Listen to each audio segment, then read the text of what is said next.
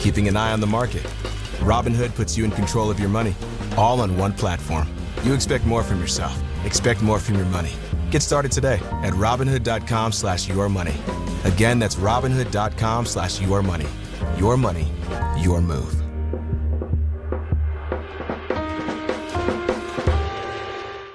ESPN New York, now streaming live on YouTube. Subscribe today and watch the show. WHSQ and WCBS-FM HD2, New York. Bart Scott. What the hell? Chris Carlin. Take a hike. We're good. This is Bart and Carlin Buckle your chin strap. We about to bang. on ESPN New York and streaming live on YouTube. Oh, let's get it, baby. We've hit Friday. No Bart Scott, but my man Jake Asman, a.k.a. the Ass Man. He's in the house hanging with your boy Ty Butler. We go till 1 o'clock. 800-919-3776 at Ty D. Butler, at Jake Asman. We've got Bauer Hour at noon. So with all of that, I say good morning to my fellow comrade who's decked out in his Knick attire. You've got the Knick hat, Go New York Go, and the 2026 NBA championship. World champions, Ty. The ass and butt show on a Friday. Does it get better than that? I mean, come on now. Give the people what they want. Rick's pretty talented, that boy Rick, right? He comes up with that? He the is. ass and butt show? He's an innovator. I love it. So a whole lot to do today. We've got the Yankees' second half of the season starting tonight at home in the Boogie Down against the Dodgers. I think the Mets would be insane to trade Francisco Lindor, so we'll get into that. You had Mike Tannenbaum on your show yesterday. We still get along. I heard Dave being like, oh, who made that happen? I texted Mike, and contrary to popular belief, we actually get along really well. We just vehemently disagree on the head coach of the New York Jets, who he essentially helped get the job in the first place. There was some rumors that Mike Tannenbaum, when he came on the show yesterday, actually thought it was Michael K hosting, picks up the phone. Tom Bauer lets him know, Jake Asman's in, and then, almost decided to back out of it. But that's not what happened. No, those rumors are incorrect. I texted Mike. Him and I are officially running it back, so to speak, Sundays in the fall from 8 to noon for New York game day. And for Mike's sake, the Jets better get off to at least a decent start. They can't be 0-7. Can they win week one? But so far, so good for the Tannenbaum-Asman relationship going into year two together. LeBron criticism unwarranted. I mean, you guys are making fools of yourselves. Pick a team, LeBron. Pick a team. I said Adam Silver's got to make the schedule, damn it. I've said in the group chat, if you are criticizing LeBron because he's taking too long to pick his next team, you are, I'm sorry, a simp. We'll get to that. But I got to get something off my chest before we get to the sports. Because for the second straight day that I'm traveling into the studio, I'm dealing with issues on the MTA. And so take the M train in, get to Delancey. We are paused for about 10 minutes. And I suspected something was up because we're just sitting there at the train station. No announcement whatsoever, but I knew something was coming. And so someone gets on the PA announcer and says, hey, this train that you're currently sitting on, it's going back the other way. So we all hop off of it. I now have to go downstairs to catch another train. And obviously, with rush hour going on, overpacked, overcrowded platform, whatever, it's New York City. Train comes, they got the double doors. Only one door opens. So we're now trying to, mob rush ourselves into this train in the allotted time. Cool. Get on the train. And now I'm frantic. I don't know where trains are going. And so we hear an announcement come. Can't hear anything. There's a lot going on. There's commotion. There's chaos. Can you project your voice so we can hear what's happening? Because all of a sudden we can end up in the Bronx. So I need the people who are announcing instructions and directions. Because of the deviation, audible is called at the line of scrimmage. Need y'all to pick your damn voice up. Is that too much to ask? You're asking a lot. You're asking a lot. Because the subway system is never, ever going to be satisfactory for the common New York City subway rider. It's just not. They can keep raising the prices and try and sell you on, it's going to go to this or it's going to go to that. It's never going to be any good. You almost have to expect there to be some sort of issue every day you commute. We should not be living like this in New York City because you just mentioned it. Fares keep going up. And I $3. talked about this yesterday. Fares keep going up. They hit us with the congestion price, and if you enter the city below 60th Street, if you're driving, that's $9. And we were sold on, hey, this is all going to fund the quality of service in the MTA because they want you off the roads. Got it, no problem. But still issues, man. And so I get to the E-train. I'm not going to reveal where we are. Get to the E-train. It's suspect because no one's getting on the train. Everyone's standing on the platform. So I don't know if I should get on this. And so I ask the gentleman who's in the middle of the train. I don't know if you call him a conductor. I don't know what the actual title is. He pulls down the window halfway, and I say, hey, I've got to get to this place. Hey, can I get on this train to get to this place? It's only one stop. He says, yes, you can come on. And then I finally arrive later than I would have expected. But you're here. I'm annoyed because I keep going through this. And I'm not someone who takes the train all the time. But I've got to meet. That's why you're annoyed. I'm used to it as someone who takes the subway at least once pretty much every day. It's just if things actually go smooth, you're like, all right. No, but that's where we're living life wrong. We're just succumbing to the incompetence of the MTA. Correct. Instead of demanding better. Like, where's my money going to? The issue is you have to transfer. You're in much better shape if you don't have to transfer. Because the timing is always screwed up often if you got to take one line and then transfer here at another. That's really the key. If you didn't have to transfer, your commute would be a lot better. It's the multiple subways they get you. But that's not even true because had I been lucky enough or fortunate enough to have to stay on that one train, the PA announcer told me it was about to go backwards. You want Bob Shepard to basically be the subway PA announcer. I need y'all to project your voice. Tell us what's going on. This is critical information as we are commuting to work. It's already a disaster. And I keep asking, where's this money going to? What is it funding? Is it going to Eric Adams and his hookah lounges appearances? Because, he'd be outside.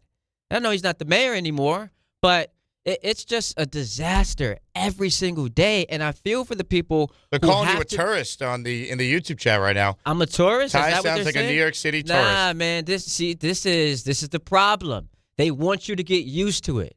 So you stop making demands. I require more. You can't have, because this is the thing too. It screws up your whole mood pulling up to work. We've already entered the space where the hybrid thing has gone away. They want you to come into work. Cool. So now I got to pull up running late. I think that's what more it is. You're upset that you have to be in studio today. You thought you'd get a work from home Friday. Next thing you know, the old rug is pulled out from under you and boom, you got to come in on a Friday to talk sports with me.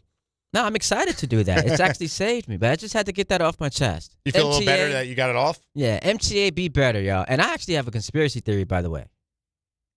So you see how they're screwing up the trains? I'm not convinced they actually want people to stop driving into the city. I think they're trying to get people to drive more because it's more costly for them. They'll make more money if you have to travel in. You get hit with the $9 congestion pricing. You got to pay your parking tolls. You got to pay, going into your parking garages. You might get ticketed, boot situation, towed. So I actually think they want people to pull up to the city in their cars. I'll say this. For someone who used to drive and now doesn't drive anymore because I live full-time in Manhattan, the subway is still so much better than driving around here. Like the people that voluntarily go out of their way to drive into the city or live in the city and happen to have a car and drive, that I will not understand. Like if you're someone like the great Peter Rosenberg who lives in Manhattan and still wants to drive, when the subway, considering where our studios are, is right off one of the major lines, makes no sense. Well, he's an A-list celebrity. He doesn't want to be hugging up on other people. But he doesn't have a driver. He's driving himself. Then he's got to find parking, and then you got to parallel park, which is a mess. Well, apparently he's got it like that. He can afford it. I'm happy for him and his family. I just think he's wasting gas, and he could be more efficient. Contrary to what Ebro said about his money situation, Peter's in a good spot. I don't know if you saw that moving around on social media. 800-919-3776. I'm happy today to be joined by my man Jake Asman. At Jake Asman, at Ty D. Butler's where you can find us on Twitter. The New York Yankees back in action tonight. Last we saw them, Jake, they won 4 straight. That's right. And I harken back to this. Because I was asked, how do you grade the Yankees first half? I gave them a B-, and it was called harsh. The reason why I gave them a B- is because, man, they were staring at being 7 games behind the Rays. If they don't win that finale in Tampa, and then obviously they do win, they go on to Washington and had 3 straight comebacks, and now we feel different about this team coming into the second half. All, by the way, gets pushed to the side if we get unfavorable results from this Aaron Judge test. But coming into tonight, my expectation is that we see the Yankees, who can all of a sudden, start scoring runs again. They've got their best pitchers going this weekend, and I'm hopeful that they can, at the very least, make a statement, man. You're at home against the back-to-back champs, so make a statement. Is it too much to ask this team to take 2 of 3 from the Dodgers? That's your expectation when you're starting Garrett Cole and Cam Schlittler. Now, the Dodgers have Sasaki going tonight, and they'll have Yamamoto on Sunday Night Baseball on NBC, which is Cam versus Yamamoto, which is a hell of a pitching matchup. But, that said, the Yankees are home. They've been playing well. The Dodgers actually lost their final 3. They got swept by the D-backs before the All-Star break. So, if you're the Yankees, go out there and set the tone tonight with Cole on the mound. The last time he faced the Dodgers, I was in the building. It was infamous Game 5 of the World Series. The first 5 innings were great. Then he forgot about, covering first base, and it collapsed from there. So it'd be nice to see Cole go out there and throw well. The Yankees got to score runs. That's the bottom line. They started to hit a lot more against the Nationals. It was good to see, Jazz Chisholm break out and have some big hits. It was good to see Goldschmidt come through in a big spot. Even Austin Wells had a couple hits, including a home run on his 27th birthday. Can you build any sort of momentum that they had before the break? Because it doesn't get any easier for the Yankees to start the second half. You got the Dodgers for 3, then you got to play the Pirates, who'll probably face Skeens in at least one of those games. You play the Phillies in Philly after that. Then you're playing the White Sox, who have been very good, the Cubs right after that. I mean, the schedule for the rest of this month here is not easy. So if you're the Yankees, can you go out there and can you at least find a way to take 2 of 3 from the Dodgers when you have 2 of your best pitchers going in 2 of the 3 games? So here's what gives me trepidation. I'm reading this article this morning on my way into the station. Greg Joyce, who does an excellent job covering the Yankees for the New York Post, is listing the players who could tilt the Yankee season from stars to prospect. The first 2 guys, one is obvious, and he's Aaron Judge. The second is Max Fried. And so we are banking on 2 stars who we haven't seen in months, not just to come back, but come back and be excellent and then survive the season. And so when we see Aaron Judge, who we know, league MVP, we don't need to go down his resume. There's a reason why the Yankees, though initially they were good once he got hurt, then fell apart. He's Aaron Judge. You don't lose the MVP of the league and stay the same team. But he's got a rib injury. And so can he, when he does come back, late August, early September, can he then survive the next 2 months when we know he's always going to be one swing away from re-injuring himself? And I disagree with the morning show when they were talking about this yesterday. Whether or not Judge comes back, Yankees have to reach the World Series. I don't feel that way. I don't know that the Yankees are good enough, even in a terrible American League, to win 3 playoff rounds just to get to the World Series without Aaron Judge, who is, to me, the best player in baseball. I would bet against it. It will really come down to what they do on the trade deadline. If the Yankees have a big-time trade deadline, then even without Aaron Judge, I can't sit here and say, well, they got no chance, because you already brought it up. The American League's not very good. That said, I think what's even more important than just Judge coming back, they need to win the division. Yeah. Like, people act like I did a whole segment on this reacting to comments that Buster made with Dave and Rick. Buster only said, well, it's not a backbreaker if the Yankees don't win the division because, the AL is not any good and the playoffs are a crapshoot. And that's just not true for the Aaron Boone-led Yankees. The Yankees have never won a playoff series in which they started on the road in the first game, besides the 2020 COVID season when they played in Cleveland against the then Indians and there were no fans in the stands. So throw that one out. When they are a wild card team, they don't go very far in the playoffs. Last year, they won the first round. Well, guess what? They started at home in the wild card round, and then they played Toronto. We know what happened. Go through the Aaron Boone era. Anytime the Yankees have not been a division winner, they don't get to at least the ALCS, which, by the way, is not this crowning achievement. They should be in the World Series a lot more than just once since 2009. But under Boone, there's evidence that winning the division and the Yankees being home and setting up their pitching, that matters. So beyond just, Aaron Judge coming back, it's, Judge coming back, and they have to win the American League East, which they're 4 games down the loss column going into the second half tonight. 100% agree. And I just go back to last year. It just reframed my mindset about the regular season because we are conditioned as Yankee fans. Doesn't matter. Wake me up in October.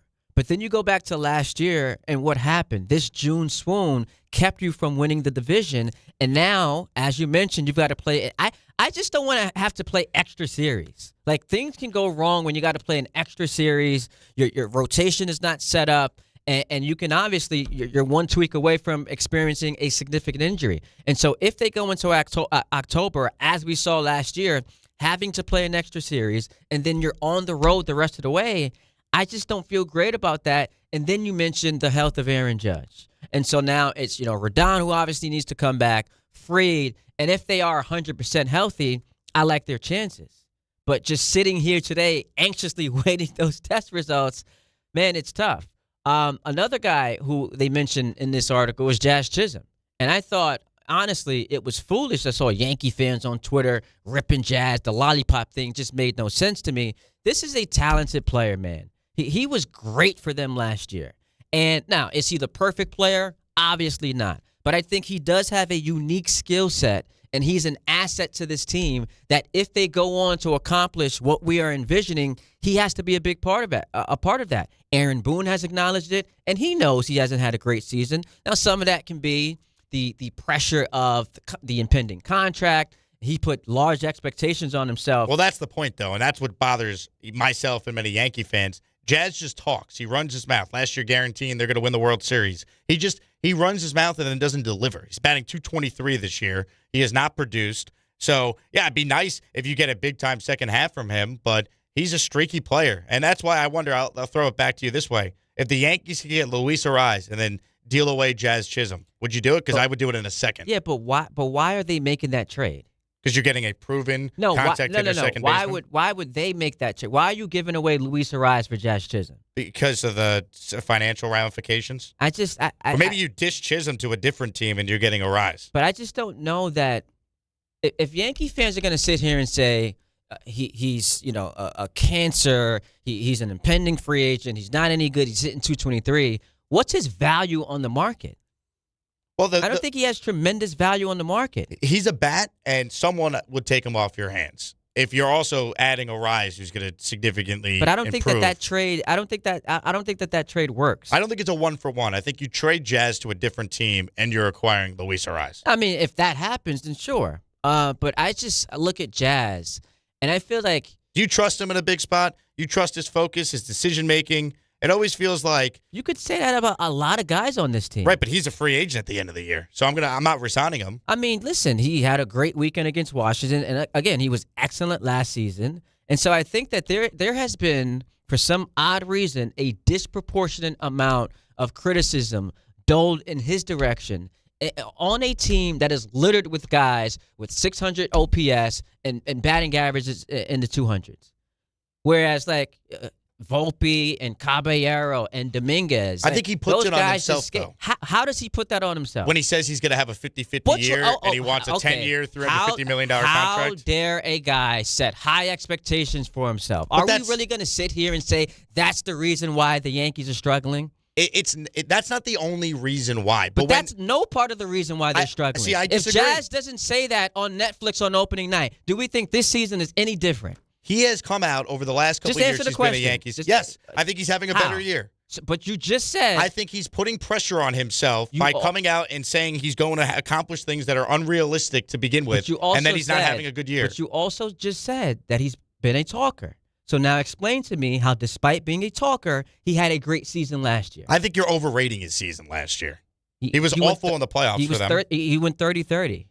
Again, he's still ranked as one of the 6th best second basemen in baseball. What did he do in the postseason? He wasn't good, but so was no one else outside of Aaron Judge. Right, but that's the point, though. You can't run your mouth and predict you're going to win and then talk about how you're going to be this great player for the team and then not come through. That's what rubs fans the wrong way. Again, I'm not just dumping him for nothing, but I'm not sold on Jazz Chisholm being a player that you win a championship with. If he's your second baseman. But based on what is what I'm asking? My eyes. Are you sold on Dominguez? Are you sold on Volpe? No, are you sold on Caballero? Are you sold on Ryan McMahon? Are you sold on Austin Wells? It's a different conversation, though, Ty. Jazz is expected to produce more than those guys. Those guys are role players. They're not main pieces in a lineup. Jazz hits a 4th or 5th in a Yankee lineup. He's supposed to be a big-time bat for a team that has World Series aspirations. Correct. You can't compare him to Ryan McMahon, who you're happy if he hits 240 and plays good defense. What I'm saying is he has largely had a disappointing season. I'm not just dumping him for nothing. I'm not dumping him for nothing. I'm getting back Luis Arraez in a different deal. I just saw a tweet that you said the Yankees should trade him away to send a statement. What statement is that? When he's beloved in the clubhouse. I saw Chris Kirshner, who covers the team for The Athletic, write a column about how his voice matters, how he's talking to the team. People wanted to give him flack for the lollipop thing. What was the first thing that they did, his teammates did, after he hits the home run? He's greeted with the jar of lollipop. So it didn't matter too much to them, but we're going to sit here and act like it's the biggest deal. Look, come on now. It's ridiculous. It's not the biggest deal. It's just a thing that I don't think translates to winning. It's like I've seen enough of Jazz Chisholm watching him every day where I just think he's too streaky. He doesn't come through in postseason hitting in the 2 sample sizes we have watching him with the Yankees. If I could upgrade at that position, obviously, I would do it. But I don't think you're going to. But I'm giving you a scenario where they could, is my point. And you say he's too streaky. That's baseball. Tell me the guys in this lineup who aren't. Bellinger's been streaky. But Ben Rice has been streaky. I'm not saying who's a better player, though? Obviously, those guys are better. But my point is, when we try to pretend, and you just said that, you think the season would be different. I think he'd be having a better year. Had he not opened his mouth? Yes. But I disagree with that. If he didn't say before the year, I'm going to have a 50-50 year, I think disagree there'd be with less fan pressure on him to perform in a contract year. The fans have been on him since he got here. The not fans really, have been on. man. Yes, they have. They have not been on him. Yes, they have. They were on him last year. It's the same conversation. He got off to a terrible start last year. Yes. Everyone gets booed. To my point, they were on him last year. And so when we act like he's the only guy in the lineup that's not producing, it's crazy to me, especially when... Do you think Jazz Chisholm has a high baseball IQ watching him every day? I think that sometimes he frustrates you as a player, sure. But, again, to go back to the point I made, he has a unique skill set, game-changing speed. You said he's streaky. Can get hot, can hit the home run, and be a player that is a part of a successful season to the Yankees. Now, if there's an option out there for them to upgrade, sure. He's an impending free agent. But this idea that they should sell him off to make a stay, I find to be ridiculous. In the midst of all the losing they were doing at the end of June and July, and he was going out there and he was making errors in the field, just getting like everyone picked else. off. Again, just like Bellinger got picked off. But Dominguez got picked off. Caballero made errors. Ahmad Rosario made errors. It's not the same It's thing. a team disease. He's supposed to be one of the best players on the team. He's supposed to be that guy. Is he supposed to be one of the best players on the team? Absolutely. He said he's going to have a 50-50 season. You're just dismissing that. I'm not disming that. I just don't think that explains why the Yankees are 4 games behind in their division. $350 contract. Okay. Boo-ha. The guy set high expectations for himself, and he hasn't delivered. So, yes, I think he's got a low baseball IQ. I don't think he's a winning player, and I would look to upgrade if I can. My eyes. So who's a winning player? Watching every game. So tell me the winning player. Cody Bellinger, I believe, is a winning baseball player. Based on what? Based on all the intangibles he adds to a team. Okay, what's all the winning he's done? He's won a championship. Okay. Who else? What do you mean, who else? Who else? Tell me the winning players in this lineup. They don't have enough of them. Exactly. You can't name another winning player. But we're going to single Jazz Chisholm out because he's not a winning player. Come on, cut it out. Jazz Chisholm's a huge part of the team. He's not a winning player. He's not. He's not a winning player. Tell me the winning players on the team right now.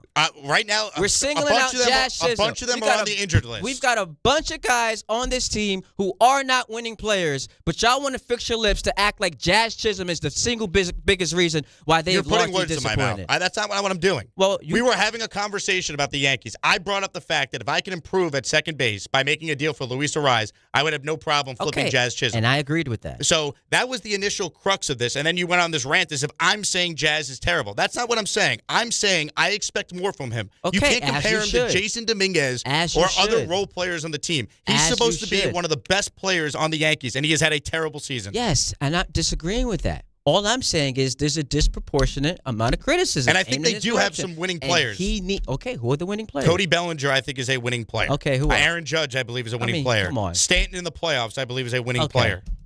Ben Rice, I believe, is a winning player. All right, we'll see if he's a winning player. I think they need more. I just told you before. I don't think as presently constituted, they are a championship team. He just got here. He's a winning player. Who just got here? Ben Rice. Ben Rice was good last year. Yes, he just got here. And look, He's having an MVP level season. This is a separate conversation. If we really want to keep it a stack, and I'm not accusing you of this, but there is a large contingent of the Yankee fan base, and if you want to call up and disagree, let's do it. 800-919-3776. They just don't like when the black player has sauce and when he's swaggy and when he's out there having a good time. And they wanted to pretend him sucking on a lollipop was a big deal. I didn't give a damn about that. Nor did I care about him predicting or projecting he would have a 50-50 season. Set high expectations for yourself. Now, I can condemn you for not reaching that, but the idea we need to just dump him, I'm not for that at all. I'm not saying dump him, though. Again, you're taking my opinion and lumping me in with people. But you said trade him to make a statement. What's the statement? The statement is, I don't think he's a winning player. I would shake it up. I'm not saying I just get rid of him for nothing. I would flip him for something else, and I'm giving you the guy I'd want to bring in. The statement you're making to just dump him, what statement does that send to a clubhouse that seemingly respects the hell out of him? I'm glad they respect him, but sometimes you got to shake things up. They might respect Camilo Doval, too. He should be punted into the sun. Josh Donaldson. It took them a while to do that to Aaron Hicks. They should have. How long did it take them to do that to DJ LeMahieu until injuries became the reason why? I was screaming they should have. This is not a new take. So I just don't see why we're dumping it all on Jazz. And for you to say that you think that this season would be any different if he didn't do that Netflix interview, I find to be nuts, bro. It's not the Netflix interview. He spoke with The Athletic and said he's going to have a 50-50 season. And that changed the trajectory of the Yankees season. And he said he wants a 10-year, $350 million contract. And that changed the trajectory of the Yankee season. Yes, because he put pressure on himself to chase those numbers, and he got out to a terrible start, and it compounds. It happened to Pete Alonso with the Mets when he was going into his contract year 2 years ago. He had a terrible regular season and then had a great playoff run for the Mets and made good on it. Jazz, if he's here, obviously has a chance to do the same thing if he comes through in the playoffs. That's what ultimately he'll be judged on. But the idea that he did not make things worse on him by having lofty expectations that are completely unrealistic, I can't sit there and say it has no effect on him. He's having a terrible year. I saw the Yankees lose 15 of 20 games and were in the basement of baseball when it came to their offense. I saw them kicking the ball around the field on defense. I saw Camilo Doval look like one of the worst relievers. That is part of the reason why. Of course, it's not just one player. They have not reached their apex. So that's all I'm disagreeing with. That's all I'm saying. But I'm not blaming it all on Jazz. You just put words in my mouth that was my take. No. You said you think the trajectory of the season for the entire team would be different. I think they'd be better. If one of their best hitters was having a better season, they'd be a better team. But I don't link those two things. What do you mean? I think that he's got pressure on him because of the fact that he is facing a contract. I don't think the fact that he was talking contributed to this. I think he's having a bad year because he's putting a lot of pressure on himself after he made those foolish statements before the year started. If he was having a better year, if he was playing like he did for after the first 2 months of last year, the Yankees would not have the same record they'd have. They'd be a lot closer to first place, or maybe they'd be in first place. That's the point. And you can't blow up the entire team, but Jazz is a free agent at the end of the year. You could get something for him if you're going to make an upgrade and bring in a bat who I think fits the lineup and what they need in the playoffs, a guy like Luis Ariz. That's my point. They have a bunch of issues. It's not just Jazz Chisholm, but I don't think he's a high IQ baseball player and ultimately a winning player. And if I could upgrade, I would. That's my main point. Yeah, I'm not dumping him for nothing, though. I don't know that there is evidence to support he's not a winning player, but we can just disagree. 800-919-3776. The phone lines are lit up. We're going till 1 o'clock. It's Ty Butler and Jake Asman taking you there right here on ESPN New York. This is Don, Hahn, and Rosenberg. NBA champion, finals MVP, Jalen Brunson. Describe the experience of what the last month has been like for you. That's a loaded question. It's been a roller coaster, honestly. Obviously, once we won and everything was up high and everything was amazing. The parade and all of that, just everything after we won was just amazing. Don, Hahn, and Rosenberg. Weekdays at 3 on ESPN New York and streaming live on YouTube. In Brooklyn, we have an accident on the Belt Parkway, eastbound at Flatbush Avenue, taking out at least one lane. Westbound is slow approaching JFK, more delays by Pennsylvania Avenue, and it is slow at the Bronx-bound Throgs Neck Bridge because of midday construction. You are better off with the Whitestone. Both bridges okay into Queens. It's a bit slow into Manhattan on the Triborough Bridge. The FDR Drive has delays both ways between the 90s and the Triborough. Also slow on the southbound Cross Island approaching the Long Island Expressway, and you have delays on the eastbound LIE beginning around the Clearview out to Nassau County. Also slow on the BQE both ways approaching the Brooklyn Bridge. I'm Adam Walski for 880 ESPN New York. This is a test of the emergency alert system.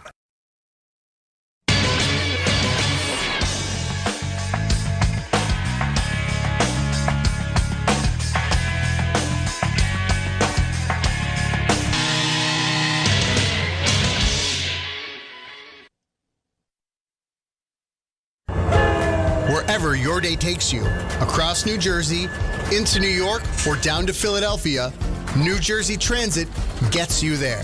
Skip the traffic and stay on track. With busy travel periods ahead, plan ahead, check schedules, and allow extra time for your trip. From work days to weekends, New Jersey Transit keeps your routine moving with reliable, convenient service. Ride smart. Plan your trip at njtransit.com. On the biggest stage in the world, FanDuel is changing the game because sometimes your player gets subbed off and your bet goes with them. Not anymore. With FanDuel Super Sub, if your player is subbed out, your bet stays in. That's right. If your player leaves the match, your bet continues on with the substitute. So you're still in it until the final whistle. Visit FanDuel.com/local to get started now. All through this tournament, the betting options on FanDuel bring you straight onto the pitch. Who will score the first goal? How many shots will each team have during the match? It's all right there in the app. And with same-game parlays, you have a chance for bigger payouts. And best of all, with FanDuel, you get paid instantly when you win. Let there be goals this summer on FanDuel.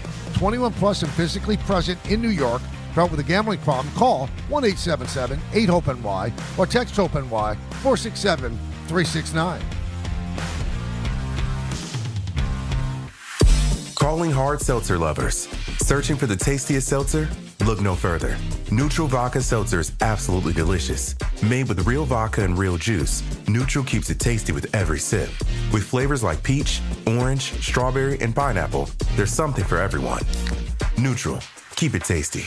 Enjoy responsibly. Copyright 2026 Anheuser-Busch. Neutral flavored vodka and carbonation. 4.5% alcohol by volume. St. Louis, Missouri.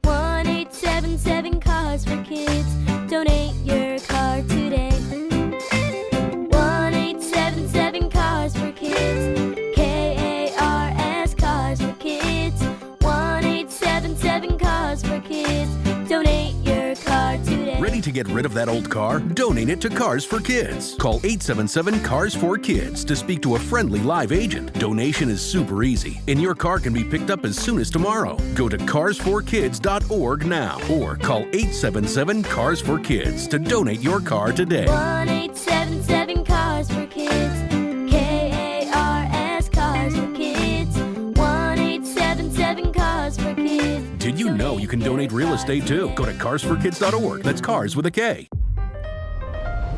Your ambition just met its match with Robinhood.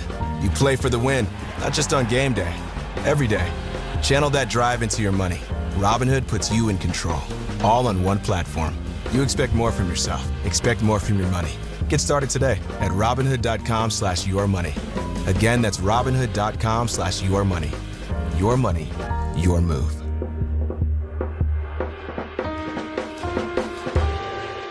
In my world, you're always sorting through information, trying to find what matters most fast. Well, if you're hiring, you can now review all these resumes and applications faster thanks to ZipRecruiter. ZipRecruiter has a new feature that instantly shows you the most interested, qualified candidates first. ZipRecruiter's matching technology finds qualified candidates quickly. And with ZipRecruiter's new feature, qualified candidates show up at the top of your list. Try it for free at ZipRecruiter.com/sports. Meet your match on ZipRecruiter.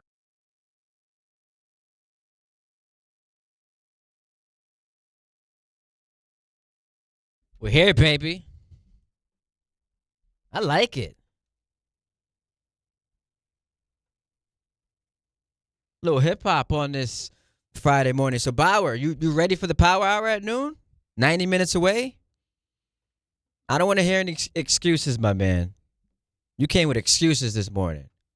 You ready for the Power Hour at noon? Oh, sorry. I was talking to Ray Santiago here. Yeah, I am most certainly ready for the Bauer Hour. Oh, you had excuses before the show, talking about your throat and your lungs. I was talking about my lungs because my chest isn't feeling that great with all the smoke that's outside. Oh, that's why. I was very confused where that was going. Yeah, I thought you was a cigarette guy. No. Never smoked a day in my life. In between shows. 800-919-3776. He's at Jake Asman. I am at Ty D. Butler. On Twitter, Instagram. Do you want to go to the phone lines? Let's do it. People got to say 800-919-3776. Let's go to Vermont. We talked to Bob. What's up, Bob?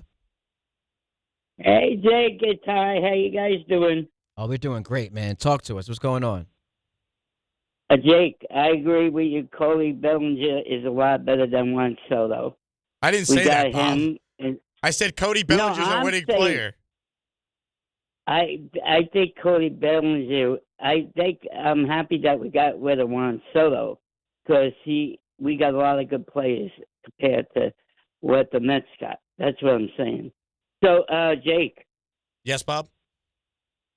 I saw you on the show with that guy from Blue Bloods. He was great. Big Nick Turturro. Nick Turturro. He's a great actor. I liked him. I was shocked when I saw you talking to him. He's a big fan of yours, great I hear, Bob. Jake, I'm telling you, you're a great host on the show. And Ty, you're a great guy, too. I talked to you before. I appreciate that, man. You got anything, you got anything more on the Yankees? Let's go. Jets are going to win. I think they go to the playoffs this year. The Jets making the playoffs this year? Yeah, that's my prediction, yeah. Wow. Bob, have you done any drugs this morning? No drugs, no. I went to see my doctor, Dr. Lacani, and no drugs. Yo, he says 2 more weeks because I don't have it. I have it every week, but next the 31st I have my doctor's appointment, and I should get the shoe off. So no, the Jets are going to in the playoffs, and the Giants are going to be in the playoffs too. That's my 2 predictions. So you and drunk, the next Bob? Rule. No, I'm perfect. You're sober. I like talking to you, Jake. I like talking to you, too. Well, the next rule. And then I like talking to Ty, right? Ty, I have to ask you a question. You were never a football player, were you? No, I was not. Where's this going? I'm curious. Okay. He was a basketball player. No, you're a great guy. Plays on the Knicks. All right, Bob. Number 25. Yeah, I just won a championship. That went in many different directions. The Jets are going to the playoffs, I need your thoughts on the Yankees, and he says, yes, I got you. Jets are going to the playoffs. So he's been hanging out with Bart Scott a lot this week. Bob, who do you like better, Geno Smith or Jackson Dart for this season only? Yeah, we got rid of him. Need that take. He was slurring. But did you say Cody Bellinger is better than Juan Soto? No, I said Cody Bellinger. You asked me who was winning players on the team, and I think Cody Bellinger is one of them. No, so how did he arrive at you think Cody Bellinger is better than Juan Soto? You think Bob really listened to anything we said in the opening segment? He does the Richard thing where he's just getting off. At least Richard is coherent, though, with his takes. Yeah. Bob in Vermont just lets it rip whatever is going through his mind. Did sound like he was slurring. By the way, we had some smoke in that first segment. We did. Chat is cooking right now. That was fun. Jazz Chisholm, 4th in home runs, 4th in runs scored, 1st in stolen bases, not a winning player. Not a winning player on a championship team.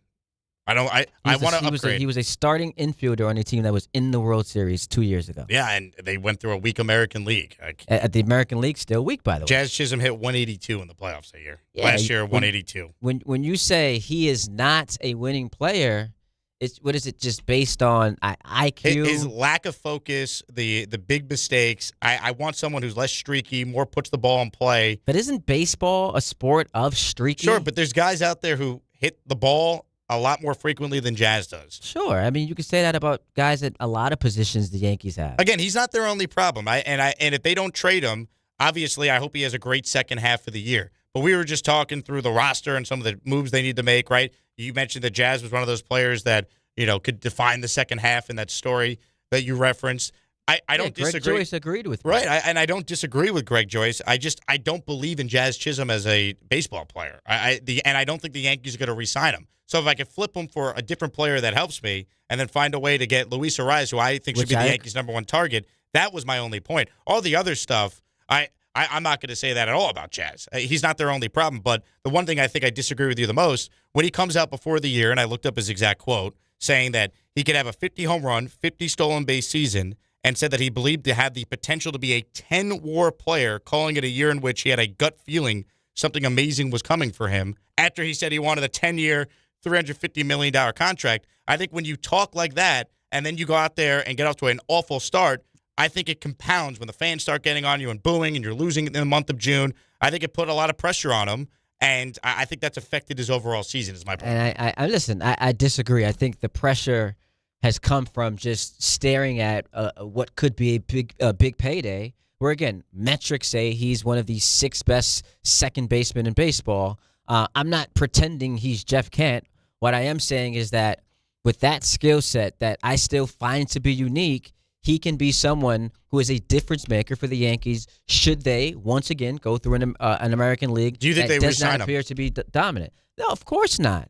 Based on the first half he's had, I don't think they re-sign him. But I don't think it has anything to do with his quotes or him, having a lollipop in his mouth. I just think there's a lot that comes with Jazz. Like, you got to let him be himself, but sometimes that rubs people the wrong way. Yeah, particularly in baseball, because of the culture of baseball. Like, if this is the NBA, like, no one cares about that. I just think when you see a guy who, at times it appears is lacking focus, that's what bothers baseball fans the most. It was the same thing with Josh Donaldson when he would pimp a home run, and it wouldn't be a home run, and he'd get thrown out at second base. But when you say guys lack focus, my issue with that, and maybe you are not trying to do this, but it sounds like if we're holding a draft of lacks focus, the number one pick is Jazz, and I would argue there's a bunch of guys on this team that lack focus. I don't disagree with you. They're undisciplined, and they've been that for 3 years. But the problem is you expect more from Jazz Chisholm because of what he's supposed to be for the team, right? A multi-time All-Star,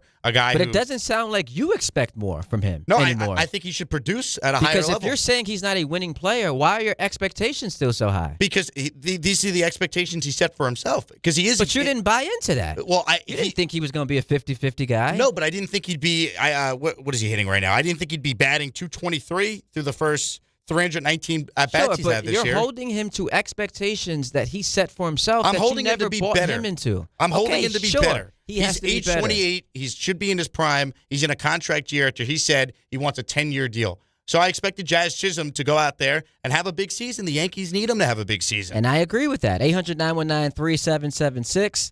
Let's go to Edgar in Bloomingdale. He's been waiting patiently. What's up, Edgar? What's up, boys? Jazz Chisholm, if he was producing, he could have a Mike's sandwich at third base or whatever position, second. It wouldn't matter. The fact that he's not producing is why everyone is looking at the lollipop and the lack of focus, and he doesn't know the rules sometimes. If he was producing and doing well, no one would really care. No, of course. Absolutely. And that comes with the territory, especially here in New York with the expectations and him being someone who, yes, is going to rub people the wrong way. I'm not discrediting that. I just don't think that he's, the problem people pretend him to be. But go ahead, continue. You want to make a point about the division? He's not. I wanted to make a point about the division. A lot of people who cares if we win the division? We got the 3 best setup men. You could Schlittler, Cole, and Fried, no problem. I'm team. You got to win that division and set yourself up for success. What do you guys think? Oh, absolutely. We said that in the first segment. The Yankees, we just saw a year ago, I think, cost themselves an opportunity to legitimately contend by squandering the division. And so I put that high on the list of priorities, and maybe priority number one, because I don't want to play an extra series. I want the potential at a first-round bye, and I want to be able to set my rotation correctly. I think they need to win the division because under Aaron Boone, the Yankees don't go far in the playoffs when they don't win the division. They have never made the ALCS in any year where they were not American League champions going into the playoffs because you need to be home. The Yankees play better at home. You look at the numbers for a guy like Cody Bellinger, he's the best example of that. His home road splits are like Colorado Rocky players when they don't play in Colorado. That's how drastic it is for him. So being at home matters. The year the Yankees went to the World Series in 24, they won the division and they beat up on a weak American League. They went through the American League Central. Could be a similar type of year this year. They need to win the division. And if they don't crush the trade deadline, I think it's going to be tough for them to do that, even with Judge coming back, let's say, by the end of August at some point. Here is one of my biggest fears. If the Yankees don't get to the World Series, we would classify that as what? Failure. A failure at the highest order. But then we know what's coming in the press conference after. Well, how could you expect us to win the American League with all the injuries we had? With Judge, with Fried, who missed a couple of months, with Rodon, Cole's coming back from Tommy John surgery. So there was an abundance of injuries. Stanton, obviously, an abundance of injuries. All that money that's on the IL, the expectations that came with those guys. How could you expect us to win the American League? We're not going to fall from it, but I think they're going to go to the old playbook because it's worked for them in the past. Cashman, explain to me how we're spending this amount of money and our team doesn't get to the World Series. Well, look at the injuries. Or he'll say, well, it's a crapshoot, which again, it infuriates me because when I did radio in Houston, every year I was down there, the Astros were in the ALCS 7 times. They went to the World Series 4 times and won it twice. You want to throw away one of their championships because of the cheating in 2017? Fine. Now explain all the other years they were dominant. So when I hear, well, the playoffs are a crapshoot, you just build a team to get in and then take your chance. That's not true. Build a better team. The Dodgers were not just going to the playoffs and then losing before the World Series. They were going to the World Series in 17 and 18. They won it in 20. They won it the last 2 years. My biggest thing with the Yankees, besides the fact they haven't won since 09, one, they don't regularly win the American League East anymore. And 2, forget not winning the World Series. They've been once since 09. How? You're the Yankees. My 2 issues with the crapshoot is, if that were true, at some point it would work in your favor, right. And it hasn't. You bring up the Astros. How about the 2018 Red Sox who won 108 games and then won the World Series? How about the Cubs who were awesome in 16, the best team in baseball, then won the World Series? How about the Royals in 14? They were great, lost in Game 7, come back, win the World Series in 15. We've seen dominant teams go throughout the regular season, get to the playoffs, and get over the hump, and yet the Yankees, that hasn't seemed to work.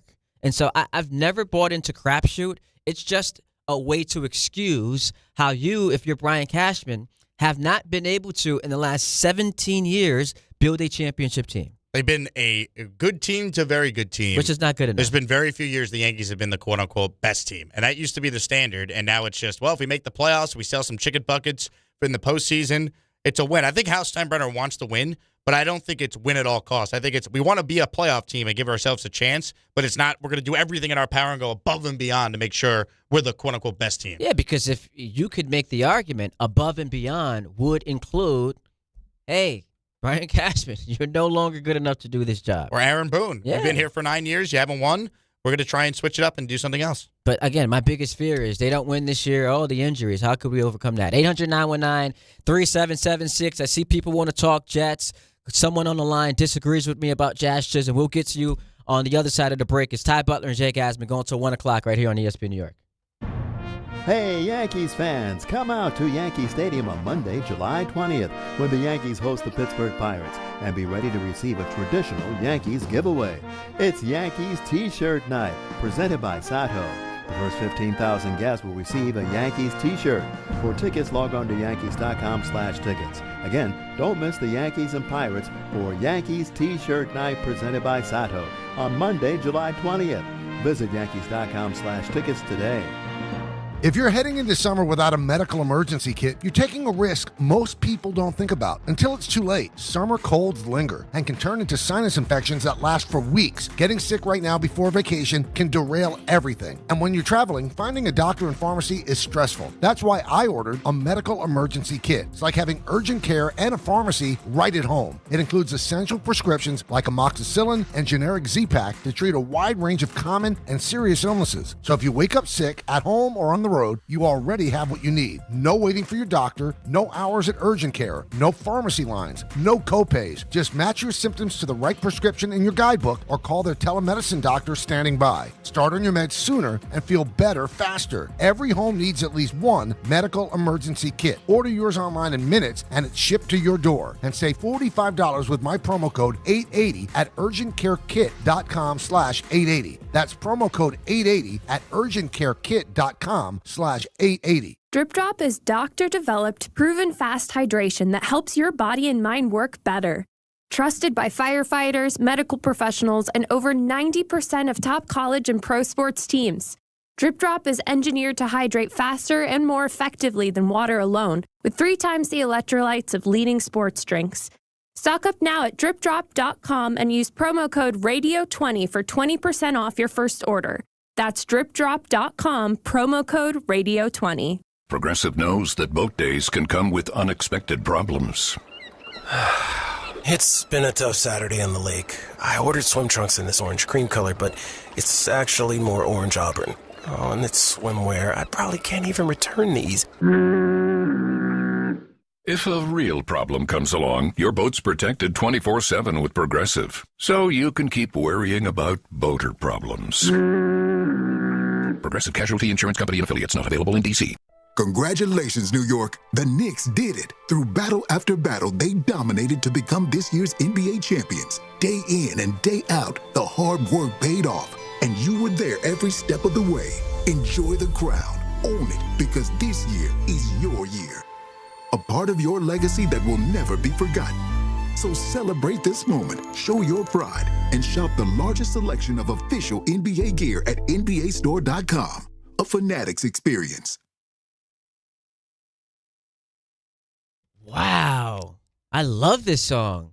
Julian. Little Childish Gambino. It's a vibe for the people. I love it. I was actually I kid you not, man. I was talking about this song last night. I had to do, a little speech for church this weekend that I pre-taped, and I mentioned this song. Great minds. We're in sync, baby. 800-919-3776. I'm hanging with my man, Jake Asman. Fiery first hour so far. Got to give the people some passion on a free-for-all Friday, as Michael K. would call it. I love it, though. This is the type of stuff I like. We do have an update about Aaron Judge. Per Ken Rosenthal, I'll read you this part of his passage. Judge was slated to undergo new imaging this week, and the Yankees are expected to provide an update Friday. If the news is good and Judge appears capable of returning in August, the Yankees can aggressively pursue their biggest needs. Okay, right-handed hitting catcher, bullpen help, starting pitcher. But if Judge will be out, this part is important, for a longer period or worse, the rest of the season, club officials might be more circumspect. Yes, it's a down year for the American League, Ken Rosenthal says, and perhaps the Yankees could reach the World Series even without Judge. The last 6 weeks, however, have demonstrated how difficult that task would be. Your thoughts? They should be aggressive as all hell with Judge coming back, no doubt. That's obvious. Without Judge, I would need to know what exactly that means. They're going to be less aggressive. That means instead of adding, one bullpen arm and a catcher, it's only one or the other. Like, what exactly does that look like? We're going to be, we're going to be guarded. We're going to be conservative with our needs. Like, I would need to know what one versus the other actually looks like to give a strong opinion. I think they should be aggressive. I don't want to say regardless, because I think there's a difference if Judge is definitely coming back and then he's out for the year. That changes things. Like, I don't think I'd want Mason Miller or Tarek Skubal at that point, especially Skubal, who's a rental. But if you tell me Judge is coming back, I've been saying it all week, I don't think there's any prospect I wouldn't be willing to trade for the right deal. Even Lombard. Everything we say about George Lombard Jr. We said about Volpe. It drives me crazy. And you go back, and I actually found a tweet from John Heyman, March 14th, 2022. Yankees are pessimistic on Freddie Freeman, have said no to the ask of Volpe plus more for Matt Olson. So Anthony Rizzo seems to be the most realistic option at first base. Imagine if the Yankees are the Yankees and they signed Freddie Freeman, or they were willing to include Volpe in a deal for Matt Olson. How different things could be. Last year. 2 years ago, it's the World Series. It's just, there's just so many examples of the Yankees, what I like to call prospect hugging, where they just hold on to these guys. We're expecting so much from them, and they stink, whether it be Wells and Volpe most recently, or go back to Clint Frazier, Gary Sanchez, Miguel Andujar. You go down the line, who are the great offensive hitters the Yankee farm system has produced the last decade? Aaron Judge Ben Rice. And Ben Rice, that's it. And I think Ben Rice is going to be very good, but we see it a little longer before we definitely say that. I mean, even if you include Ben Rice, two great players Ben Rice over was 10 a winner years. in your eyes. I do think he's a winning player. Yeah. Even though we need to see more.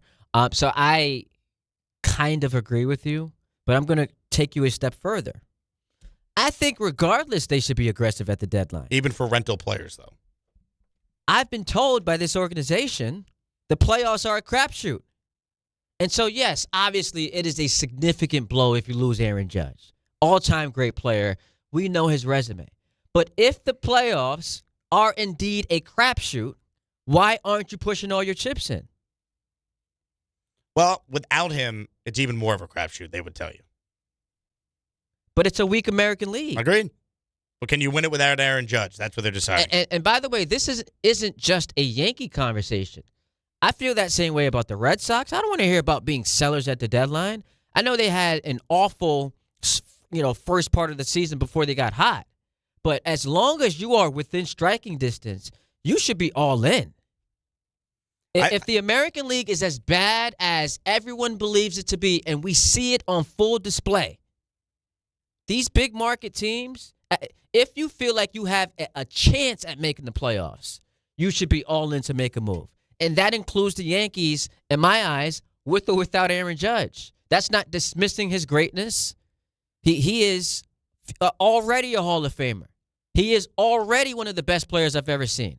But what I'm saying to you is, given the talent that you have on this roster, that Boone would tell you still has some untapped potential, given the rotation that will be the best in baseball, I think the Yankees, regardless of his injury status, should be doing everything in their power to significantly upgrade this roster at the deadline. The only thing I would not do is I would not trade Lombard for a rental if Judge is not coming back. Sure. That's the only caveat. I'm willing to trade some prospects. I don't want the Yankees to stand pat. Oh, we don't have Judge. We're hopeless. Nonsense, man. The American League is weak. You should still go for it. The Nationals won the championship the year after Bryce Harper left. In sports, these weird things sometimes happen. The Braves with the Acuna injury. So they should still be aggressive without Judge. I think they should be as aggressive as we've seen a Brian Cashman-led team in many, many, many years if they get clearance Judge is coming back before, let's say, the end of August or early September. Then they should be all in. There's no excuse. Anything short of getting to the World Series should be an abject failure, and it should cost significant people in the organization their job if Hal Steinbrenner actually was as cutthroat as he claims to be, even though the actions say otherwise. Hour number 1 in the books. We return for hour number 2. The phone lines are lit right now. Ty Butler, Jake Asmer, going till 1 o'clock, leading you into the Michael K. Show right here on ESPN New York. On the biggest stage in the world, FanDuel is changing the game because sometimes your player gets subbed off and your bet goes with them. Not anymore. With FanDuel Super Sub, if your player is subbed out, your bet stays in. That's right. If your player leaves the match, your bet continues on with the substitute. So you're still in it until the final whistle. On the biggest stage in the world, FanDuel is changing the game because sometimes your player gets subbed off and your bet goes with them. Not anymore. With FanDuel Super Sub, if your player is subbed out, your bet stays in. That's right. If your player leaves the match, your bet continues on with the substitute. So you're still in it until the final whistle. Visit FanDuel.com/local to get started now. Let there be goals this summer on FanDuel. 21 and over, physically present in New York. For help with a gambling problem, call 877-HOPE-NY. Thanks, HOPE-NY, 467-369.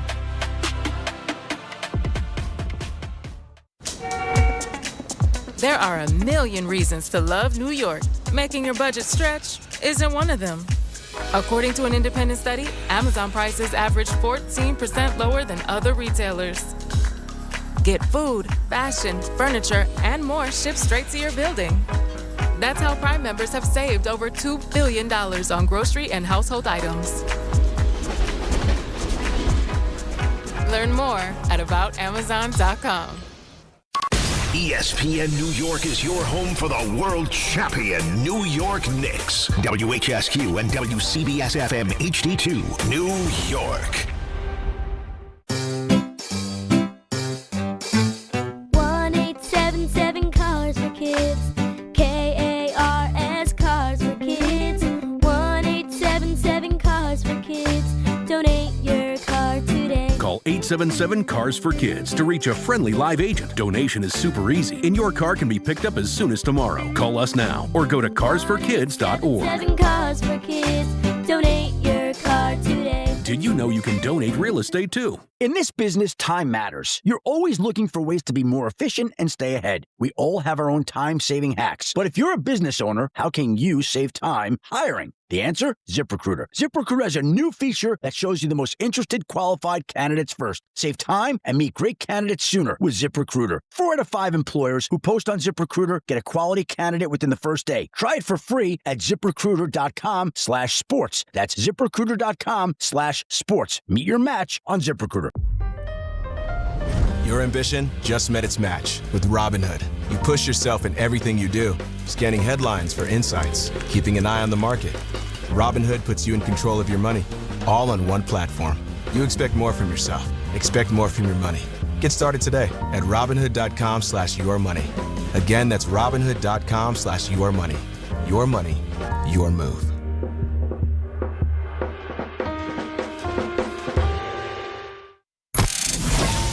Bart Scott. What the hell? Chris Carlin. Take a hike. We're good. This is Bart and Carlin. Buckle your chin strap. We about to bang. On ESPN New York and streaming live on YouTube. So no Bart, no Carlin, Ty Butler, Jake Asman filling in for the fellas. We're going till 1 o'clock. 800-919-3776. A fiery first hour. I like that. Got to let it rip on a Friday. Big weekend in New York. Knicks being celebrated all weekend at Fanatics Fest. The smoke has seemingly cleared a little bit. There's a blue sky, which is good for a lot of people after what the sky looked like the last few days. Yo, man, so I left my crib this morning at about 5 o'clock to go get the workout in. You're up early, by the way. I was going to say that to you. I checked my phone, and I saw it 4:48 a.m. I go, damn, Ty gets up early. I apologize for the early. Did it disturb you? No, I slept right through it. But when I finally woke up, I woke up around like 6:45, 7-ish, and I checked my phone. I was like, damn, 4:48? I'm sorry for that. Asking about Juan Soto as a topic idea, I'm like, all right. Listen, always at work. And so I'm walking to my car this morning, and first of all, the sun is usually out at that time. So I'm like, yeah, something's going on. It smelled very smoky, so we got the wildfires happening. And I thought about telling John, listen, man, your boy's got asthma. You got that air quality index on my app telling me I shouldn't be outside. It's unhealthy according to the weather app. Air quality is at 159, which is worse than yesterday at about this time. So I thought about texting John saying, hey, man, we might have to do the whole work from home situation, but I decided it would be best to come in and hang out with you today. Can I tell you about someone I know who got gamecocked by the air quality? And I use the term gamecock in replace of what I'm actually trying to say here. Yeah. So this person I know texted someone he was supposed to go on a date, someone he matched with on Hinge. Hey, see you soon. Excited for drinks.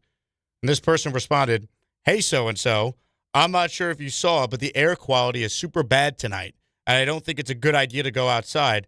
Wore my mask out for lunch earlier. Let's rain check to next week. So the air quality in New York City is a huge something block, if you know what I mean. Oh, I do know what you mean. Here we go. Oh, my wide orbit's not up.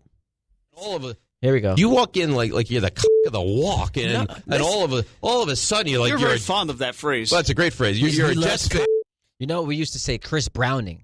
That's what we used to say it back in Bushwick growing up. Chris Browning. Yeah, it's that because it's CB, and we just replaced it. I like that. Here's my question. I don't know if this they hooked up on in, so it's still too early. Because I was going to say my follow up would be, if we can't go out, do you mind me coming through? Like, why can't I slide through to the crib and then, we just have a little in-house, order some food, and then chill? It sounds like this was an early on date, if not a first date. Okay. I don't have the exact number. So too aggressive, to have that be an approach. Well, the person's contact is still saved as Jessica Hinge.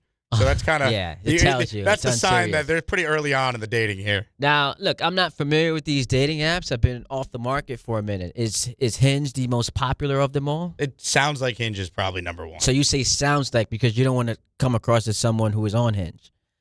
No, I just think there's a lot of dating apps now, Ty. I mean, congrats to you on your wedding anniversary of 7 years, by the way. Appreciate that. You're 3 days late. Where were you on Tuesday? I forgot to mention it to you when I saw you. The problem is I came in the other day hustling in, and Bart's like, your fly's down. I'm like, oh, no. So that's I had to deal with that first. But I would say Hinge is probably the most popular one, but there's so many of them now. So I'm not revealing too much because you have said this publicly. Mm-hmm. You are in a relationship, correct? No. Oh, it's over? Not really over. It's just we're going out there and taking it one day at a time. Okay. Did you meet this woman on a dating app? I did not. Oh, you met her in person? Yeah, real life. Oh, okay. Novel concept. That's promising. Yeah. You big out here in these streets, man. I saw you this past weekend. I scrolling through my Twitter timeline, and all of a sudden, bam, like 7 women in bikini. I'm like, all right, Jake's having himself a good old time. You were invited to the event, Ty. If you could have made the trip down to Atlantic City, we would have loved to have you. Can I bring my 2 kids and my lady? You can bring anyone you want. Okay. Now, they would have a hard time getting into the beach club where the event was because it's 21 plus. It's tough. But there were some things for young children to do. They had a fireworks show and a drone show the night before, and there were a lot of young kids that were there. My kids are afraid of fireworks. Too loud. Start crying. So, really? Yeah. They're like dogs. Dogs are petrified of fireworks. But you had a great time this past weekend. It was awesome. Shout out to Wayne Corbett for coming through and being one of the nicest athletes I've ever interacted with. Now we're headed toward a 9-win Jet season, according to Bart Scott. 9 wins and a top 7 offense. Top 7 offense. Geno Smith lighting it up. A.D. Mitchell, Mason Taylor. Watch out. That wasn't even the wildest thing Bart said this week. I think Kyler Murray, top 5 MVP. That's a take. Is quite out there for me. But we'll see. Maybe he'll be proven to be correct. I hope he's right about the Jet one over the Kyler Murray one. Oh, how great that would be for the YouTube show. Both YouTube shows. It'd be great for my mental health as well. Yeah. 800-919-3776. Steve's in the truck. He wants to chime in on the Jazz Chisholm. Let's call it discourse. Good morning, Steve. How are you doing today? Good morning, fellas. I'm doing good. How you guys doing? We are great, man. What a time to be alive, baby. Cool. Absolutely, man. Absolutely. So, all right. So, first with Jazz Chisholm, I actually think he's a winning player. I just don't think he's a winning player for this team necessarily. I know he had a good year last year, but the fit isn't there. What I disagree on with you, and I'll push back, is that you made a comment about how we don't want to see, or maybe some fans don't want to see a black player have swagger, I think you said. Yeah, that's some fans, not all of them. Not all of them. Some, right. There is a contingent of the fan base that does have uncomfortable feelings when they watch a dude like that, operate the way that he does, and they're offended by. And by the way, Steve, I'll let you finish. There's proof of it, man. I was hosting the radio show this past Sunday, and someone pointed that out to me and said he's just not the Yankee way. And so you can kind of read between the lines. Like we know this goes down. And again, I'm not accusing everyone who is a Jazz critic of that, but we know that exists. Right. I mean, I think for me, right, and I can't speak for everybody else. I know for me, I actually wanted him to have that swagger. I love Jazz when they picked him up. And to go like with the whole Josh Donaldson thing, I didn't want him to have that swagger because I don't think he earned that to be that way necessarily. And I didn't like that we replaced Gio Urshela with Donaldson. But about Jazz, I just think that I wanted him to have that swagger, and I loved when they brought him in, and I thought he brought that flair to the team, which I loved. I just don't think for the money that I think he's going to want, I just don't think he's worth keeping around. And if he had that 50-50 season, I think for sure it would be like incredible. But of course, you want that. But I just don't think for the money he's going to want, I think we should get something for him while we can. I don't know if it's necessarily making a statement. If you get rid of him, I think he is loved in the clubhouse. So I do think you maybe would make some of the players mad, but I just don't think he's the right fit for this team going forward. That's just my opinion. But and look, you're entitled to your opinion, and if that is the take, then it ultimately has to come down to the lack of production, which I don't disagree with. Like, he has not lived up to, forget his expectations, majority of our expectations because of how important he is to this team. But man, we're talking about a sport that is offended by people who bat flip or take too long to run around the bases, so we know what type of time it is. That's not me breaking news. I saw people up in the chat. Man, I was going to say something. I'm going to just take it back. I'm not here to listen to folks operate with ignorance, whether it is willful ignorance or you know that you're presenting it as such. And so what I'm saying about Jazz is not the perfect player, has disappointed all year long, but I do expect him to be, if the Yankees are to go on a major run, a big part of it. He has to be. And I hope he has a much better second half than he does first half if he's here. But I don't think he's being re-signed. So if the opportunity arose where I could get a Luis Ariz, who I think his bat is exactly what they need. He could play second. He could play first. He's played in the outfield.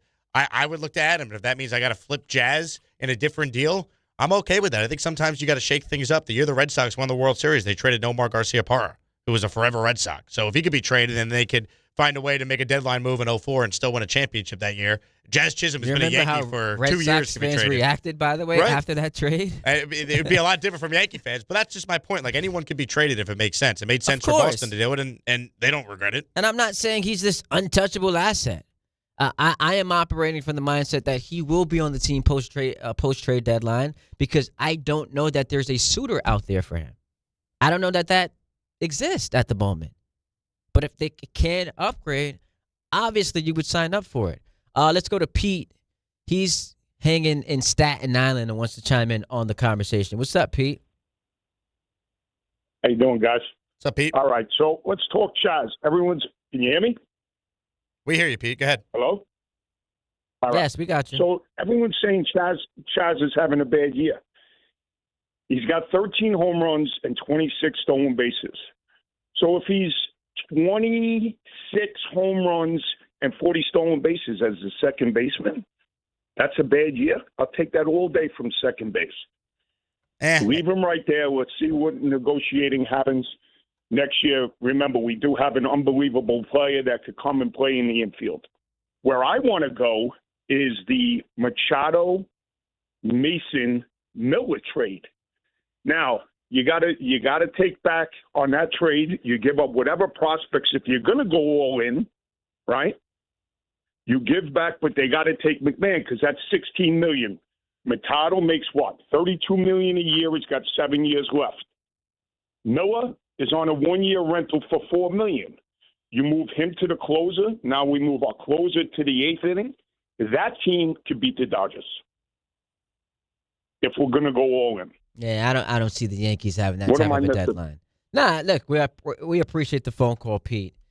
Machado, Mason Miller, I don't see the Yankees having that type of a deadline. The Padres are still right there in it, too, which makes the Miller thing complicated. Machado's having a terrible season, too, by the way, for his standards. In 203, 19 home runs, 55 RBIs. His on-base is terrible. 290, OPS 708, OPS plus, which is your average if you have 100. He's 95. So it's a lot of money for a guy who's 34 years old, who's not a free agent until 2034, and I have no idea what the future, CBA negotiations hold as far as how much money you could spend if there's a cap, and I'm going to be locked into Machado. That sounds like Stanton all over again, whose contract is finally going to be up after 2 more seasons. Yeah, you've got Judge, you've got Cole, you've got Bellinger, you've got all these long-term contracts. And so to your point, I don't think the Yankees are going to be in business to acquire a guy who's aging, who's on that type of a deal. And also the Padres, what are they, 3 games back of a wild card spot? That's what makes in a way, like, it keeps the regular season more exciting because more teams have opportunities to get in. But in some ways, it makes the trade deadline less interesting because more teams have an opportunity to get in. So Steve, projected Jazz's stats. They haven't played half game, so it's not the halfway point. And so that was the first point. But the second point is stats are misleading. Last year, Anthony Volpe had 19 home runs, 72 RBIs for a shortstop. Did he have a good year? Like, we watched every Anthony Volpe game last year. Did he have a good season? Like, he was awful. He was absolutely awful, and the advanced metrics would tell you he was awful. It's the same thing with Jazz this year. Like, the raw accounting stats, home runs, RBIs, stolen bases, that doesn't always tell the full story. You got to actually watch the games every day to really evaluate a player. Yeah, I mean, but the stolen base stuff, which the Yankees coming into the season told you they wanted to be a bigger part of, let's call it their offensive identity, like that still matters too. He's fourth in the team in home runs, fourth in runs scored, and first in stolen bases. I'm not just throwing that away for anybody. No, you don't just trade him for nothing. But when they were going through it, I thought they needed to send a message to shake up the core of the team. But why not send the message by trading Volpe or trading Austin Wells? Well, Volpe should be else? sent down. Find the tweets on that. Whoever sent you my tweet on Jess, find the tweet on Volpe, or go dig up my old tweets on Aaron Hicks or Josh Donaldson. I just don't know that you send a message to a clubhouse by trading a player that everyone seems to like. I think you shake it up sometimes. And again, this is when they were in the midst of losing 15 out of 20 when that was sent. And Jazz probably made a brutal error on the field when I sent that. Again, I'm not just getting rid of him for nothing. I gave you a tangible player I'd bring in to replace him who I know is available. And the Yankees have shown no reason to think they would be interested in this type of player. And that's a big issue I have with how they build their team. I think they're too dead set on just like the raw accounting numbers, like building a team to get to the playoffs. And they don't take into account that in the playoffs, when the pitching's better, putting the ball in play, when there's more pressure on the defense to make plays, all that matters. And Luis Arraez has won multiple batting titles. And again, is hitting like .330 this year. And his OPS is better. His defense has improved. Working with Ron Washington every day with the Giants. That's a guy that I think would be a huge, huge upgrade to this lineup. I also liked the Jazz addition because in the past, we've argued the Yankees clubhouse is too corporate.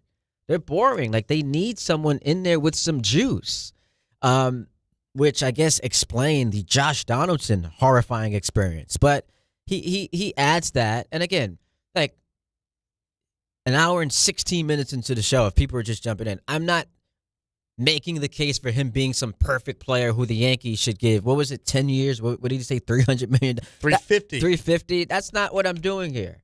I'm just saying if you can find an upgrade, go ahead and do it. If not, roll with him because what he provides, I think, if they are to go on a run, he can be a big part of that. Lee's in Long Island. What's up, Lee? Hey, guys. How you doing? Jake, this is more for you because I am a big fan of Maniac, but you are very inconsistent in your arguing here. Very inconsistent. And what it really sounds like it comes down to is you just don't like Jazz. And that's fine. You don't have to like every player on your team. But, for instance, I don't like Geno Smith. I'm not happy that he's the quarterback, but it is what it is. But because you said before, you said Ben Rice is the winning player. I'm sorry. Let me first start off. You said Jazz is not a winning player because he had a bad playoffs last year, even though he went 30-30 the regular season. Is that correct? Well, bad two playoffs. I just think watching Jazz Chisholm, I can't picture the Yankees winning a championship with him as their second baseman. Well, no, okay. Well, Ben Rice had a good year last year. How did he do in the playoffs last year? Again, totally fair, but Ben Rice. Hold on. Aaron Judge, every year of his career before last year, how did he do in the playoffs, basically? You're comparing Jazz to Judge? Bellinger is a winning player. And when did Cody Bellinger win the World Series? Tell me when he won the World Series. 2020 with the Dodgers. With a 60-game season, he was the fourth best player in the Dodgers. When did he win the World Series? I just gave you the answer. No, hold on. Yes, I know that. It was the shortened season, and he hit two in the 230s that year. He played in the World Series in 17 and 18. He was an MVP one of those years. But you're saying he's a winning player when he was an average I think he does a lot of things to help a team win. I think he does a lot of things to help a team win. I think his base running is tremendous. I think he's a great fielder. He can play first base. He can play the outfield. I think he's a very just smart, winning type of baseball player that if you watch every day, he does a lot of little things that help a team win. That's my point with a winning player. And he's actually won a championship. And by the way, Jazz is one of the best defensive players at his position in the league. Correct. So you say he loses focus, but he's still one of the best defensive second baseman in all of baseball. Well, I happen to think when Aaron Judge came out and talked about a lack of focus, Jazz was among one of the players he was referencing as well, for what it's worth. Well, yeah, I mean, but Aaron Judge, and when he doesn't do well in the playoffs, do you have any tweets about him not being a winning player? Yeah, absolutely. He's got to hit in the playoffs. But again, Aaron Judge is an all-time great. You're comparing him to Jazz Chisholm, who's been, an all-star a couple times. It's not the same thing. All-time great. Yeah, without a ring in the regular season. I appreciate the calling, Lee. I don't want to continue to belabor the point. It's just about how do we define what a winning player is? If you're building a baseball team. None of them have won. They were in the World Series with this guy as the third baseman. So you can say he's not a winning player. There are folks who would argue if Freddie Freeman doesn't hit that grand slam, the Yankees going to win the World Series, despite Jazz's ineptitude offensively. So then is he described as a winning player because he literally won the championship? Like he's not. How many guys in this lineup are quote unquote winning players? Guys that you could picture being a part of a team that wins a championship. But what is that? But it's how subjective. do we define Just that? like Sports Talk Radio. It's like watching all the games. Do I think the Yankees have a team that could win a championship as currently constructed? No. How do we define winning player? I think a winning player for what the Yankees need, why they have lost so many times in the playoffs in the Aaron Judge era, is a lack of hitting, a lack of contact, putting the ball in play. And I think Luis Arraez would be a big upgrade over Jazz Chisholm in that department. That was my only point. They need other upgrades, too. Jazz is by far from their only problem. They need upgrades at catcher. They need an upgrade in third base. They need an upgrade in the But you bullpen. can't upgrade all these spots. And Jazz is a guy who's a free agent, so you can get value from him upgrade now. all these spots, but I would surmise that the Yankees, of all the positions they are going to upgrade, second base is lower on the rung. Well, it depends. If you bring in Arraez, he also could play first. Maybe. He could play in the outfield. I don't think Jazz is going anywhere. Shortstop. I just don't think Jazz They might is not going be. anywhere. But, again, it's become like the Jazz Chisholm debate show. They have other needs as well. Correct. My point is, Jazz was talked about as like this really important person in the Eric Joyce article you referenced for the second half. And I'm thinking to myself, well, what if they flip him and they get Luis Arraez? I think you've significantly upgraded your infield, and I think you've significantly upgraded your chances of winning a championship because I think he'd hit in the playoffs more than Jazz Chisholm in his career 182 playoff average would. Yeah, I mean, bring up Dominguez's playoff average. Bring up Austin Wells. Bring up but you're not expecting those guys to be star players. Jazz called himself a superstar. But you're not expecting Jazz to be a star player. You just said he's not a winning player. I don't believe in him. Exactly. But you're not expecting that. The Yankees do. That's the difference, Ty. The Yankees do. I'm being critical of the Yankees roster construction. As they do in all these other guys. And they should be criticized for that. Tell me. No, but you're putting words in my mouth. I'm not. I will criticize Austin Wells. I have. But we were specifically talking about Jazz Chisholm. Austin Wells should be benched. They should get a right-handed catcher. He shouldn't be playing. Jose Caballero should be the starting shortstop. Volpe should not play. He should be sent down. I'm not only criticizing Jazz. The callers are bringing up Jazz. I am responding. If I'm building a baseball team, I would prefer a second baseman that is better than Jazz Chisholm, that I think fits what they need more come playoff time. That's my only point among the other things they need to do by the deadline. But what has Caballero done that he's earned like this? Oh, he should be the starting shortstop, and they shouldn't upgrade his shortstop. What has he done? Well, what shortstops are out there that you could get a big upgrade at?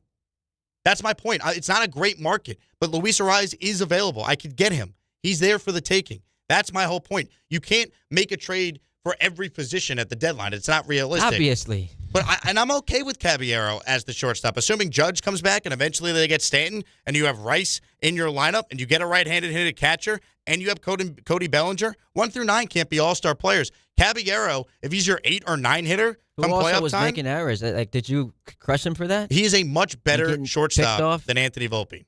Yeah, again, he's not a perfect player, but should he play? If you're trying to put your best team out there, should he not start over Anthony Volpe at short? That's the point I'm making. Play your best team. Like tonight when the Yankees play the Dodgers, Jose Caballero should be the starting shortstop. Sounds inconsistent.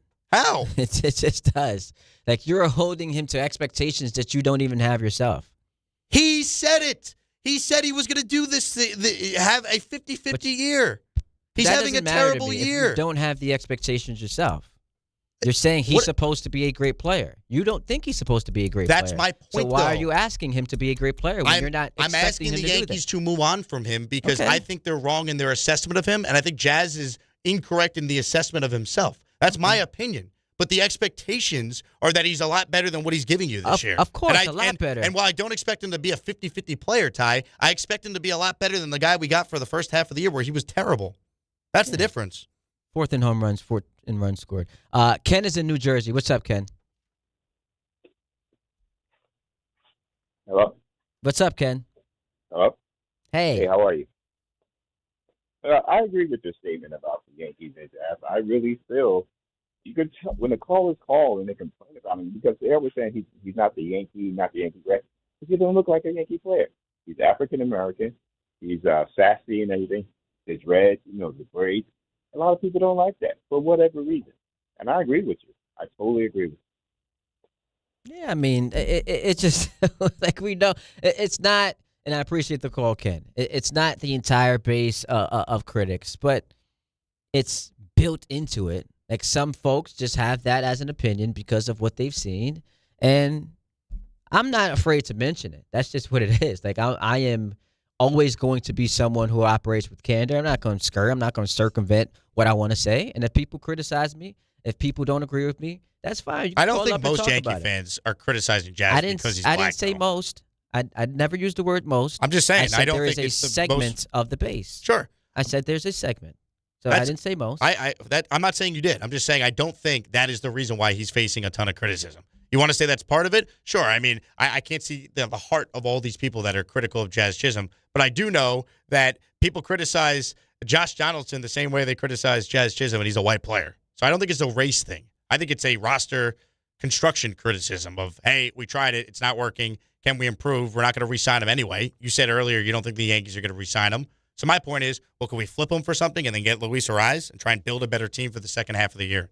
800-919-3776. How about we take a break? We come back. We talk some football.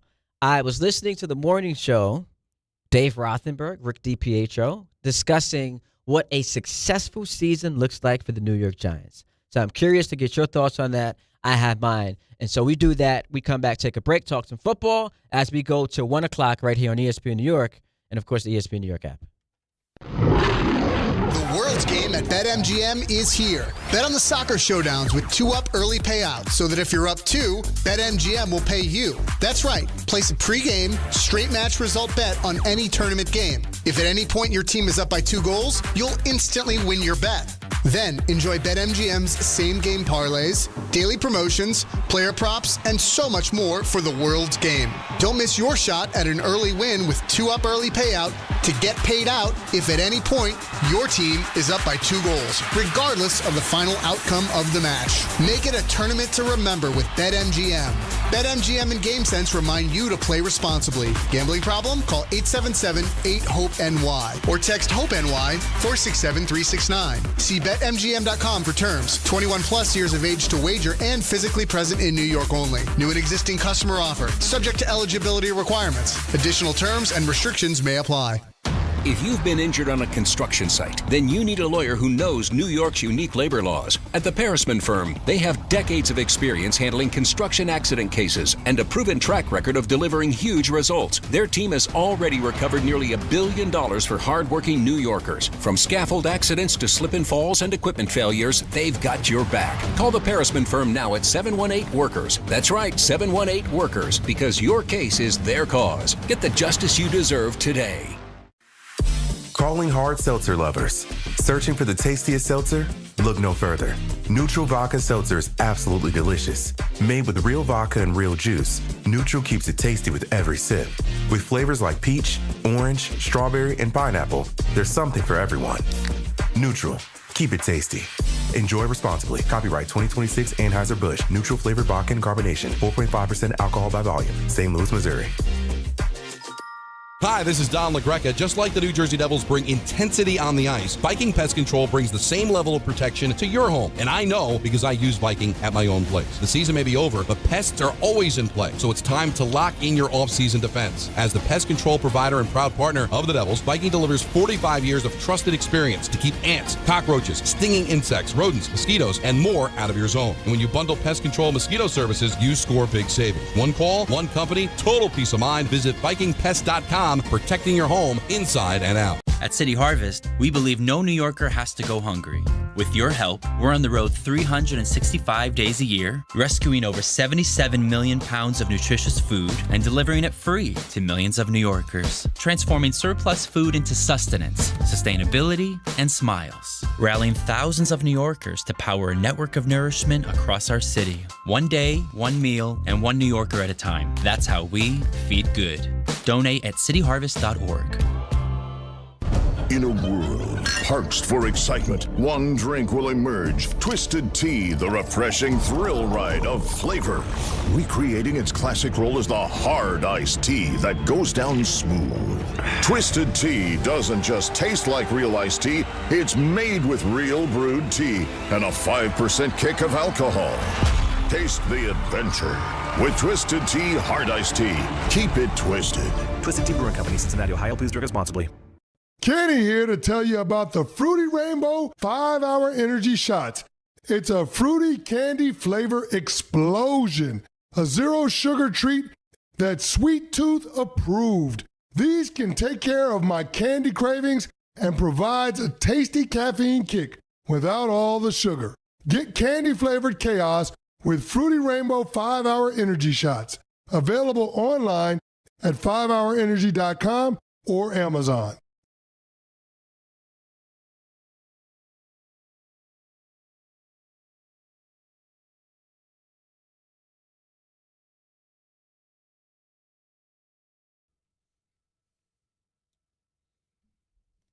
All right. Ty Butler, Jake Asman filling in for Bart and Carlin on this Friday. New York City. Big plans this weekend?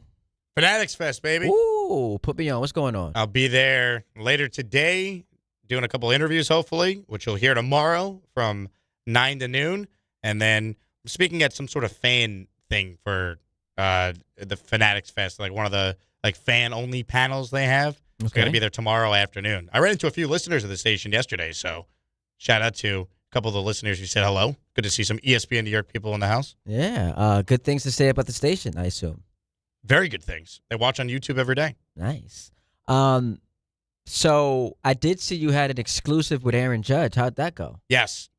Maybe the guys could even pull it. Do we have any audio? It's great. I could give you the transcript. Is Aaron, we miss you.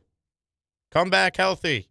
And he gave me a little nod, and I was like, yes. You should have gotten the, hey, Aaron, what's the injury status? He is so tall in person. I was just mesmerized. You could have gotten the scoop.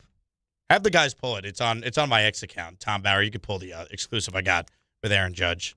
Well, shout out to you, man. So you're going today, tomorrow. You were there last night. I was there just mainly to pick up my my media pass for it, and then I walked like in the back area where some people I know were, and I saw Cam Schlittler, Josh Hart, Roger Clemens, who did like an interview with one of those TikTokers, like who were the 5 people you've faced the most in your career, and he nailed 4 out of 5 immediately. It was so impressive. And then the last one he couldn't get, it was Rafael Palmeiro, and he was really upset that he couldn't get the last one. Well, when Roger Clemens used to do those interviews on the K-Rod cast, he was awesome. He was great. He really should considered becoming more of a broadcaster full time. I know he did the NBC broadcast for Yankees Red Sox a few weeks ago, but he's really good. I think he's awesome. By the way, so you bring up Josh Hart, and I saw this clip moving around on social media, and he said that had the Knicks not come back from 29 down in Game 4, and they end up losing that series, y'all were not going to see him outside until opening night. So they said, shout out OG for the tip-in, who, by the way, happy birthday to the great OG Anunoby today. But had it not been for OG, Josh Hart was going to be secluded in the crib because there was no way he was popping out after missing that breakaway layup. He saved him. He saved the Knicks from who knows what the rest of the series looks like. If they lose that game and they go back to San Antonio and it's 2-2 and all the momentum is on the Spurs side, who knows how different things could be. Yeah, you just got blown out. So you just lost a close crunch time game in 3. Where Stephon Castle hits that big 3. You get waxed in Game 4, and now it's 2-2 headed back to San Antonio where, it's back, your home court advantage. If you're the Spurs, you have home court advantage again. And the Knicks obviously had struggled to have leads through the first 3 quarters. So, yeah, it's a completely different series. 800-919-3776. Mike Tannenbaum was asked on your show yesterday that you were hosting, you were in for Michael Kay. What constitutes success for John Harbaugh in year 1? Here's what he had to say. Establish credibility. I think John's a great coach. I think he's the right coach at the right time. And I think if we're talking about a successful season for them, Jake, you and I will be talking about the end of the halves, the penalties, the turnovers. look, without Malik Neighbors, they're going to have to play differently early. Like, they added a lot of guys, but the Smith-Schusters and the OBJs, they're not Malik Neighbors, and I don't know where their explosive plays are going to come from. This was a team that struggled against the run a year ago. They moved on from Dexter Lawrence, so there are questions, but I think John Harbaugh will certainly tighten up the ship, and, they'll look and feel differently than they did a year ago. If you think the Giants are going to be really good next year, cool. All power to you. The explanation for that can't be, hey, look at all these leads we blew, insert John Harbaugh, and now we've corrected it, because that's just not how it works. That's not transferable into the next season. And so if we were able to go back last year and then insert John Harbaugh, and that's how the games are played, fine. Should note, one of the reasons Harbaugh is not in Baltimore anymore is because he couldn't stop blowing double-digit leads. But we digress. I think the Giants this year should have higher expectations. Obviously, you've upgraded a head coach. Your quarterback's in year 2. But you play in one of the best divisions in football. You're clearly not better than the Eagles. You're clearly not better than the Cowboys. You're right there with the Commanders. And if Jaden's healthy, I expect them to be closer to what we saw. Maybe not get to the NFC Championship game, but from a regular season perspective, closer to what we saw 2 years ago. You're playing the NFC West and the AFC West. And so with that schedule alone, with the division that you're playing, with it being, year 2, got to figure out what Jackson Dart is going to be, I'm not going to 8 or 9 wins for the Giants. I'm just not doing it. I think they could win 8 or 9 games, though. I don't think it's out of the question. I think the biggest unknown is Jackson Dart in his second year. We need to have an answer on who he projects to be as a quarterback by the end of the year. Because I know Harbaugh could coach. He's had 1 year where he didn't win at least 8 games over the course of 18 seasons in Baltimore. He had 1 season back in 2015. They were 5-11. Like, a bad year for Harbaugh is 8-9.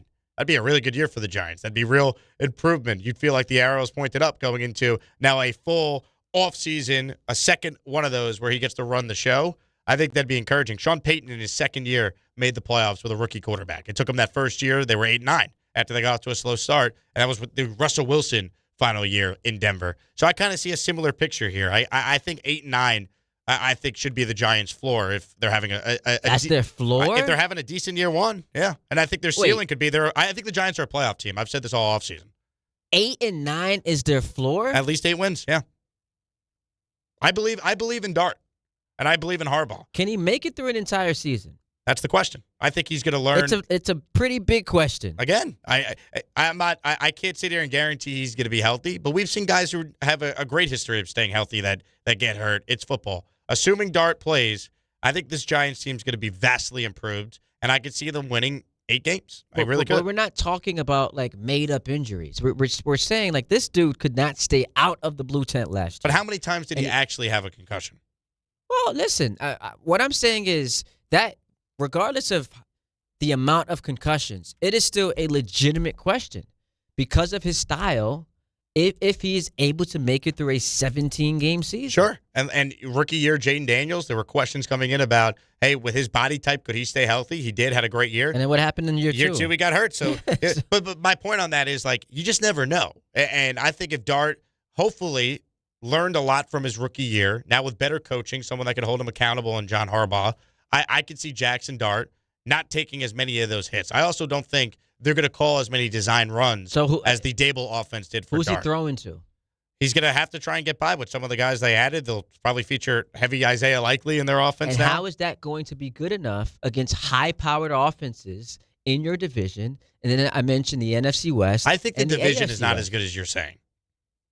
You don't think the Cowboys are an explosive offense? They are. How's their defense? It was the worst in the NFL last year. Yeah, they improved in that regard. And despite that, the Giants haven't beaten the Cowboys with Dak Prescott since 2016. All fair. There is no argument that they're better than the Cowboys or the Eagles right now. I'm not saying they are, but they did beat the Eagles last year, and I think they could beat the Cowboys. I don't think the Cowboys are unbeatable. They got to prove it. But if you're asking me what I expect from the Giants, I really believe coaching and quarterback is everything in the NFL. And I'm a Dart fan. I think he's going to be a good player. And I think Harbaugh is an awesome coach who's going to provide a lot of what Tom Thibodeau did for the Knicks. I think he's a floor-raising coach for the Giants. So I think the Giants are going to be ultra-competitive. And competitive to me is being at least a 7, if not 8-win team. I have the Giants winning 8 games right now. I just think that. And I had them at more than that before the Neighbors injury. That's the concern I had. If they you had them at double-digit wins? I thought they were going to go 9-8 or 10-7 and be a playoff team. Man, like that is super. I think they're the Patriots aggressive. of last year, not to the extent they go to the Super Bowl. But the Patriots had an easy schedule. Sure.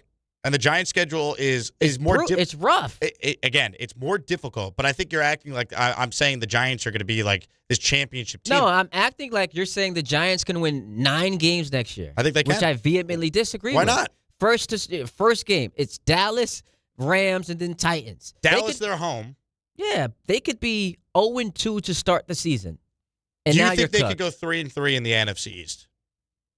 I don't think they will go 3-3 in the NFC. So I think they will be under 500 in the NFC. So 2-4? I think they're 2-4, maybe even 1-5. I don't think they'll be 1-5. See, that's where we differ. I'm higher on the Giants than you. Yeah, 800-919. What are your concerns with the Giants? Just Dart's availability? That's the His main availability. thing? They don't have their number one receiver. Their running back coming back from a significant injury. The division's tough. The schedule's tough. There are a lot of concerns about them. And look, John Harbaugh, who, yes, is a significant upgrade over Dable. There's a reason he got fired by Baltimore. There's a reason he got fired. I mean, Mike Tomlin essentially got, thrown out the door in Pittsburgh, too. It happens. It was time to go. But that doesn't mean their second act can't be successful. Andy Reid got fired in Philadelphia. I did not say this. And Andy Reid also is one of the greatest offensive minds we've ever seen. And then after Alex Smith got Patrick Mahomes. And so I'm not saying he can't be successful in his second stop. So what's successful for the Giants in year one? I said I think they could go 8-9. I think that would be a success. I just don't expect that to happen. So you have them at how many wins right now? I think they're a 6 or 7 win team. Which, again, is fair. It'd be more than they won last year. I think they could be a little better because I have faith in the head coach. You're playing a bunch of playoff teams. You've got, all right, so Dallas on the road against the Rams. Home for Tennessee, who I expect to be much better. They should beat the Titans. I don't know that we should be sitting here fresh off of a 4-win season saying they should beat anybody. So, but you have them winning potentially 7 games. So it's not ludicrous to say they could beat the Tennessee Titans and Robert Saleh at home. I'm saying they can. Not they should. Jake, like, what are you not understanding? Can they beat the Titans? Yes. Should they beat the Titans? No. But you're the Giants. Why is my take outrageous that they could win 8 games? There's winnable games on their schedule. Yes. Dallas, the Rams, I expect them to lose both those games. Tennessee, yes, they can win. I'm not going to sit here and say that they should win. Arizona, Washington on the road. I don't know. Maybe you split, but you should beat Arizona. And you should beat, there was another tomato can here, the Browns, but that's later in the season. New Orleans, they lost to last year. You're on the road against a playoff team in Houston. On the road against the Eagles, who have this every other year thing going for them. You're home against Washington. You're home against Jacksonville, who did make the playoffs last year, and I would argue should have won that playoff game. The Colts were one of the best teams in football before their quarterback got hurt. Now you're home against San Francisco, one of the favorites in the NFC. You're on the road against the defending champs. You're home against the Browns, who we know are going to stink. Then it's at Detroit, at Dallas, home for Philadelphia to end the season. And people like to pretend, Week 18 might not matter. I think Week 18, now that we've eliminated the top 2 seeds getting a bye, is going to matter. And so it's a tough schedule. I think they go 3-3 in division, and I think there's games that they're going to win against the Titans. That'd be 4. Cardinals 5. Let's give them a win against the Saints. That'd be 6. I think they win one of either Jacksonville or Indy, so that'd be 7. And I think they beat the Browns. That'd be 8. And then I put myself in a spot where I have 8 wins, and depending on how it plays out, you get the Lions, Cowboys, Eagles. I have them going 3-3, so I'd have to do the math to see where the wins would be coming from. I don't think it's that crazy. Again, they have a Hall of Fame head coach they added. I think they have an elite defensive line. I like their draft a lot of what they did. I wanted Arvell Reese to be the pick at 2 for the Jets. The Giants got him. I think Harbaugh knows exactly how to deploy him in his defense. I think this is a good team. Again, the biggest question mark is Jackson Dart. But I believe in him, so that's why I think they scored points last year, and Neighbors played a half with their quarterback. Scoring points wasn't a problem for the Giants last year. I know, it was their defense blowing leads. I understand that. But you do have to account for there could be a second year, like now that the league has, all this film on him, he takes a step back. You do have to account for that. Of course. But, I mean, he could also take a huge step forward, like we saw Drake May just do when Mike Vrabel came on board. Against the easiest schedule that we've ever seen. 800-919-3776. Here's Joe in Smithtown. What's up, Joe? Yo, what's going on, boys? Good morning. I got to say, I love the show today, back and forth. It's getting me going. I enjoy it. But appreciate it. Yeah, Vegas got the odds Giants winning 8 games at only plus 108. So I got to err on the side of that. I think the schedule is pretty easy with a new head coach and a stacked defense. I kind of got to lean towards 8 wins easy. It's just my 2 cents. Wait, are you a Giants fan? I am a Giants fan. Okay, so Joe, so would you agree that there is a hint of Giant bias in your analysis? Of course, yeah. Okay. If I said no, I'd be a liar. Okay. So look, you have the Giants winning 8 games. I'm not quite there yet. I appreciate the call. You start the season 0-2, I think you're cooked. Well, their next 2 are very winnable games, though. Yeah. Titans at home and Arizona at home. You should beat Arizona. They should be 2-2 through the first 4. I think you're overrating the Cowboys. Their head coach is Brian Schottenheimer. Fine. He's okay. Their defense was horrible last year. So I'm going into the matchup week 1 where I think I have the better head coach, and Dak is the better quarterback right now, but I do think Dart's going to be good. I like Jackson Dart a lot. Unquestionably the better quarterback. Of course. But again, that's not even a discussion to be had. Who's got the better defense and the better head coach? And while you say that I am overrating the Cowboys, it is appropriate to point out the Giants have not beaten them with Dak Prescott in a decade. If you believe in due, they're due. Okay. If that's what we're going to fall on for like analysis, then it tells me how you really feel about the match. Can they split the season series against them? Yes, baby. So that's why I'm a little higher on them than you are. I think they're closer to being an 8-win team than they are to being a 4 or 5-win team. All right, we shall see. Jay's in Long Island. What's up, Jay? What's up, guys? Yeah, so you're saying if the Giants go 0-2, they're cooked. What if they win the next 2 games? They're 2-2. How does that make any sense? First of all, it doesn't. Number two, you're saying the Cowboys as if they're such a good team. They haven't beaten them since 2016. Like, okay, what? They got Pickens, they got Lamb. Congratulations, they're good. They turn over the ball. Plus, Giants always play the Cowboys good. They should have won with Russell Wilson last year. Yeah. They're going to be a way better team. I think Dart is a way, way better quarterback than you give him credit for. Yeah, he needs to stay healthy, just like Jaden Daniels has to stay healthy as well, which I don't think he's going to do at all. His arm snapped when he fell to the ground. I don't think he's ever going to be healthy in his career. That's my opinion. Dart has to stay healthy. Everybody knows that. And I think Harbaugh's going to call him in his office before every Sunday and say, listen, I know you want to get the first down, and there's sometimes he needs to get the first down. And if he hurts his knee or he gets injured, that's just the way it is. That's the game. But I think he's going to make a conscious effort to slide and protect himself as well. So that's one thing. I think their offense is going to be way better than you give him credit for. They got Mooney. They got a couple different weapons. We'll see what this guy Fields is. Their running back tandem is decent. I think their defense is going to be way more improved. They got pass rushers. Yes, they lost Dexter Lawrence. He didn't really do anything last year. Yeah, he took up double teams great. But I think their defense is going to be improved. They got a better head coach. Harbaugh's very motivated. He wasn't so motivated in Baltimore. You can just tell he wasn't like him and Lamar didn't see eye to eye. There's a bunch of different things that you're overlooking that you're not looking at. Hang on, Jay. I have a question to ask you. Because everything was coming up Giants, and I was kind of like rolling my eyes. Did you just say John Harbaugh was not motivated in Baltimore? He wasn't motivated. Him and Lamar didn't see eye to eye, and I think he's a lot more motivated with his Giants team. Do you not agree? And when you were talking about the Giants, you said the Giants are cooked at 0-2. I was rolling my eyes. Jay, I just want to talk, baby. We don't got it. So he was not motivated in Baltimore with an MVP quarterback.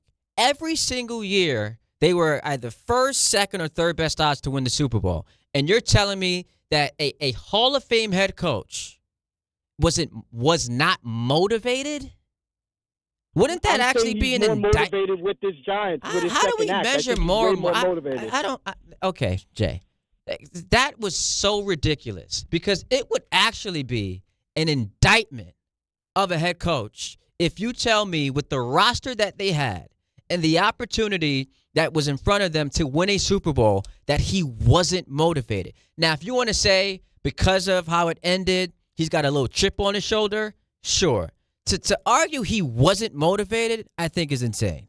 That's where he lost me. But the beginning of his call, he's not wrong. If they start 0-2 and then win the next 2, like I think they would, I don't think their season by any means is over. I think it might take a little bit because you do have a new coaching staff that's coming in, but you're going to get Neighbors back at some point, and I think you'll see this team get better as the year goes on. They might finish the year on the upswing, and that's why they end up with 8 wins, and it might be a little bumpy early on. You could see that. Again, I compared it to Sean Payton's first year in Denver when Russell Wilson, the corpse of that version of that player, was his quarterback for that season. They won 8 games, and they got off to a 1-5 start or 1-4 start. Remember the Jets beat them with Zach Wilson in the Nathaniel Hackett revenge game. I could see a similar type of thing for the Giants because I just believe in the coach. And if the quarterback's actually good, like he has, I don't know if he'll have as good of a year as what Drake May just did, but there's recent precedent of you have the quarterback in place, and then you add a solid head coach or a really good head coach, and everyone takes a huge step forward. Jacksonville did the same thing. Trevor Lawrence was called overrated or a bust by some before Liam Cohen showed up. Caleb Williams, same situation. Got a great coach. Look at the year he just had. I think Dart could be on the same. Those guys are all better than Are Jackson they, though? Dart. I don't know. I think Dart could be better than They were highly Caleb. touted. I mean, Caleb Williams is a generational quarterback. Sure. It's the same thing was said about Trevor Lawrence. But Drake you know what? May was picked early in the draft. He's Drake still a May just first-round. finished second in the MVP last year. Dart was a first-round pick. We're going to compare Did I Dart say he to was going to those be? guys? Yes. Not that he's going to go to the Super Bowl or have the same statistical season or come in second at MVP voting, but I think Jackson Dart could be an above-average starter. I'm not denying that. But that's my point for this year. It's like there's recent examples of just how much a proven head coach makes a difference in your win-loss record. So you add Harbaugh with Dart and a defense that I think is going to be really good that has real players on it. I think this team's going to be a lot better than you think. 800-919-3776. You guys will all want to talk Giants, so let's do that when we come back right here on Bart and Carlin, ESPN New York. Prizes, flyaways, even cash money. You want it? We've got it. Find a list of all contests and official rules by visiting ESPNNewYorkContests.com. That's ESPNNewYorkContests.com. On the biggest stage in the world, FanDuel is changing the game because sometimes your player gets subbed off and your bet goes with them. Not anymore. With FanDuel's Super Sub, if your player is subbed out, your bet stays in. If your player leaves the match, your bet continues on with a substitute, so you're still in on it until the final whistle. So if you're looking to get in on the biggest tournament in the world, now is your time. Visit FanDuel.com/local to get started. Let there be goals this summer on FanDuel. With FanDuel's Super Sub, if your player is subbed out, your bet stays in. That's right, if your player leaves the match, your bet continues on with a substitute, so you're still in on it until the final whistle. On the biggest stage in the world, FanDuel is changing the game. Must be 21 and older and physically present in New York. For help with a gambling problem, call 1-877-8-HOPE-NY or text HOPE-NY at 467-369.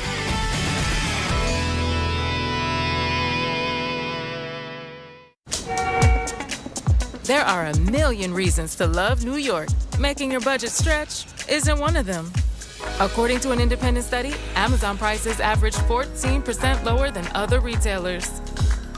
Get food, fashion, furniture, and more shipped straight to your building. That's how Prime members have saved over $2 billion on grocery and household items. Learn more at aboutamazon.com. Miller time. People think it just happens, but that's not true. You know what you gotta do? You gotta go say hello with some beers. Make the plans. Forget the couch. Go to that thing. Play the game. See them in person. Talk to that stranger. Live a little.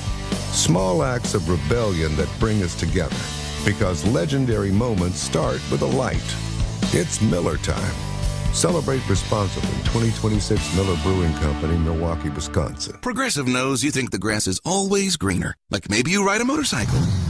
But today, it's raining. So you wish you had an RV. But if you did, you'd have to listen to some guy parked next to you at a campsite plays acoustic guitar. Now, before you start wishing you had a boat, remember, your brother-in-law would invite himself every weekend. Permission to come aboard, Captain? But one thing that is greener is the money you could save when you bundle your RV, boat, or motorcycle with your home or auto with Progressive. Progressive Casualty Insurance Company affiliates and third-party insurers. Not available in all states or situations. In my world, you're always sorting through information, trying to find what matters most fast. Well, if you're hiring, you can now review all these resumes and applications faster thanks to ZipRecruiter. ZipRecruiter has a new feature that instantly shows you the most interested qualified candidates first. ZipRecruiter's matching technology finds qualified candidates quickly. And with ZipRecruiter's new feature, qualified candidates show up at the top of your list. Try it for free at ZipRecruiter.com/sports. Meet your match on ZipRecruiter. Congratulations, New York. The Knicks did it. Through battle after battle, they dominated to become this year's NBA champions. Day in and day out, the hard work paid off, and you were there every step of the way. Enjoy the crown. Own it, because this year is your year. A part of your legacy that will never be forgotten. So celebrate this moment, show your pride, and shop the largest selection of official NBA gear at NBAstore.com. A Fanatics experience.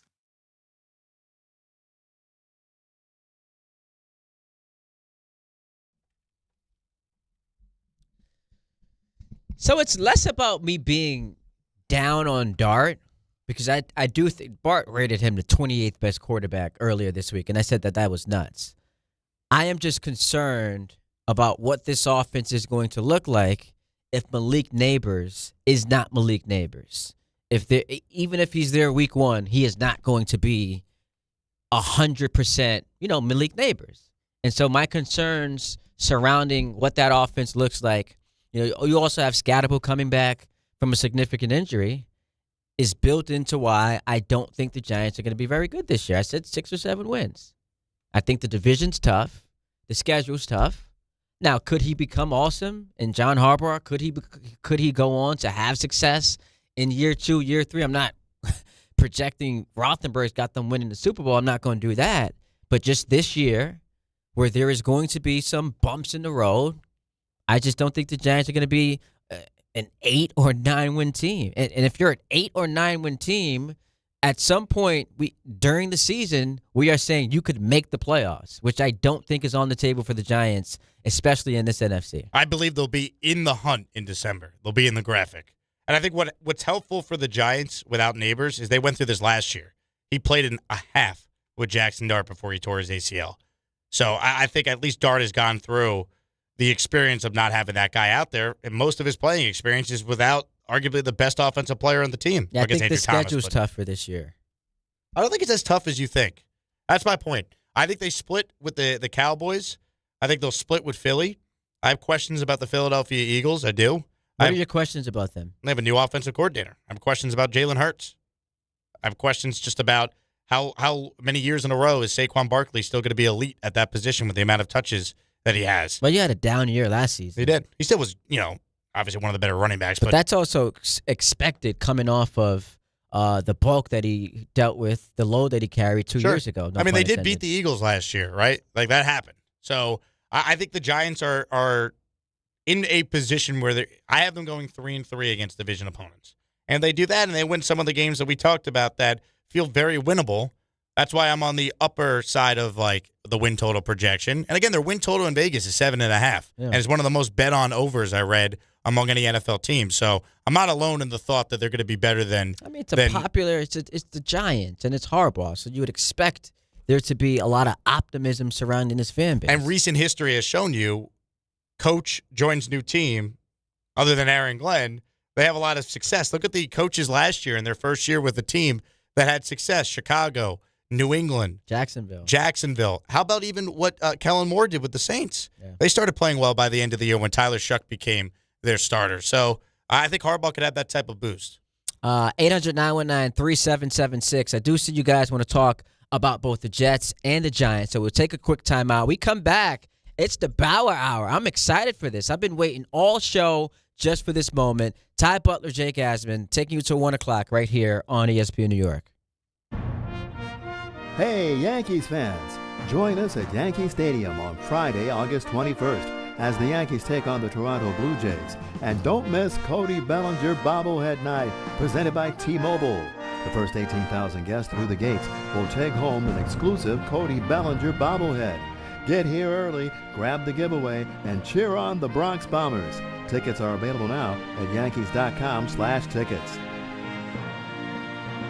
If you're heading into summer without a medical emergency kit, you're taking a risk most people don't think about until it's too late. Summer colds linger and can turn into sinus infections that last for weeks. Getting sick right now before vacation can derail everything. And when you're traveling, finding a doctor and pharmacy is stressful. That's why I ordered a medical emergency kit. It's like having urgent care and a pharmacy right at home. It includes essential prescriptions like amoxicillin and generic Z-Pak to treat a wide range of common and serious illnesses. So if you wake up sick at home or on the road, you already have what you need. No waiting for your doctor, no hours at urgent care, no pharmacy lines, no copays. Just match your symptoms to the right prescription in your guidebook or call their telemedicine doctor standing by. Start on your meds sooner and feel better faster. Every home needs at least one medical emergency kit. Order yours online in minutes and it's shipped to your door. And save $45 with my promo code 880 at urgentcarekit.com/880. That's promo code 880 at urgentcarekit.com/880.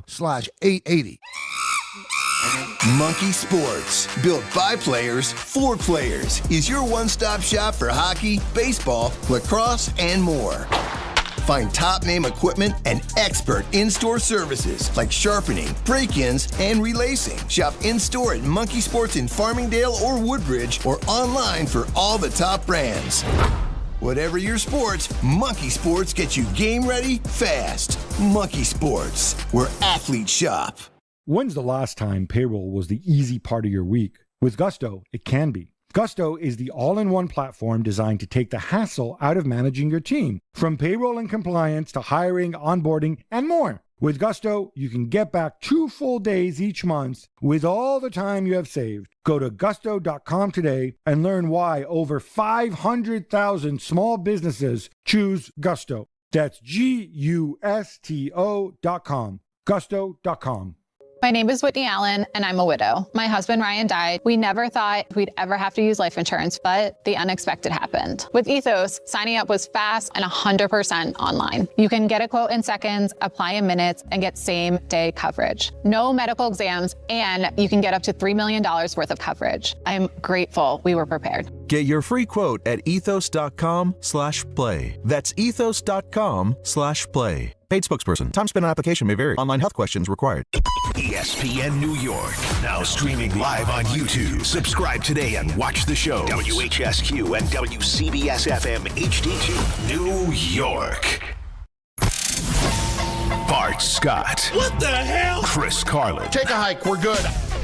This is Bart and Carlin. Buckle your chin strap. We about to bang. On ESPN New York and streaming live on YouTube. Oh, baby. 2 hours down. One more to play with on this Friday in New York City, baby. Ty Butler, Jake Asman, in for the fellas, who I'm told will be back on Monday. So we're here at Ty D. Butler, at Jake Asman. You can find us on Twitter and Instagram. We are also streaming live on YouTube.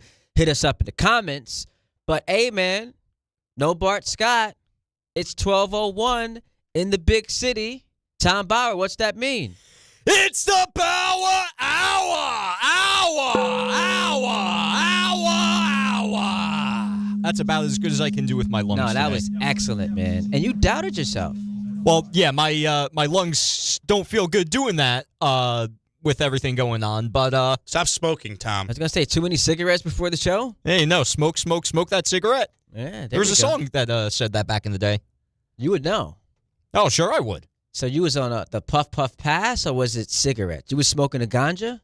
Oh, you know, you gotta go with the good old cigarettes. Because I did smell weed when I was coming in up the elevator. Oh, you smelled the marijuana? Yeah, I smelled the marijuana. The boubange? I smelled the boubange. It couldn't have been Julian. He's straight edge. And so I figured it might be either Jake Asman or Tom Bauer. Jake arrived after me, though. Well, then I think that limits down the suspects. No, but you did an excellent job, man. I appreciate that. Big weekend plan? No, I wouldn't say so. Well, you got a vacation coming up. I do have a vacation coming up. Oh, did you hear this? Where's TB going? Heading out to California next week. Really? That's right. What part? L.A., San Fran, San Diego? San Fran and L.A. Here's the problem. So there's this explosive diarrhea thing going around. Which they figured out the source of the problem. Was it Taco Bell? Well, that's part of it, but it's a farm that supplies like a lot of different fast food restaurants, including Taco Bell. I believe the name of it is Taylor Farms.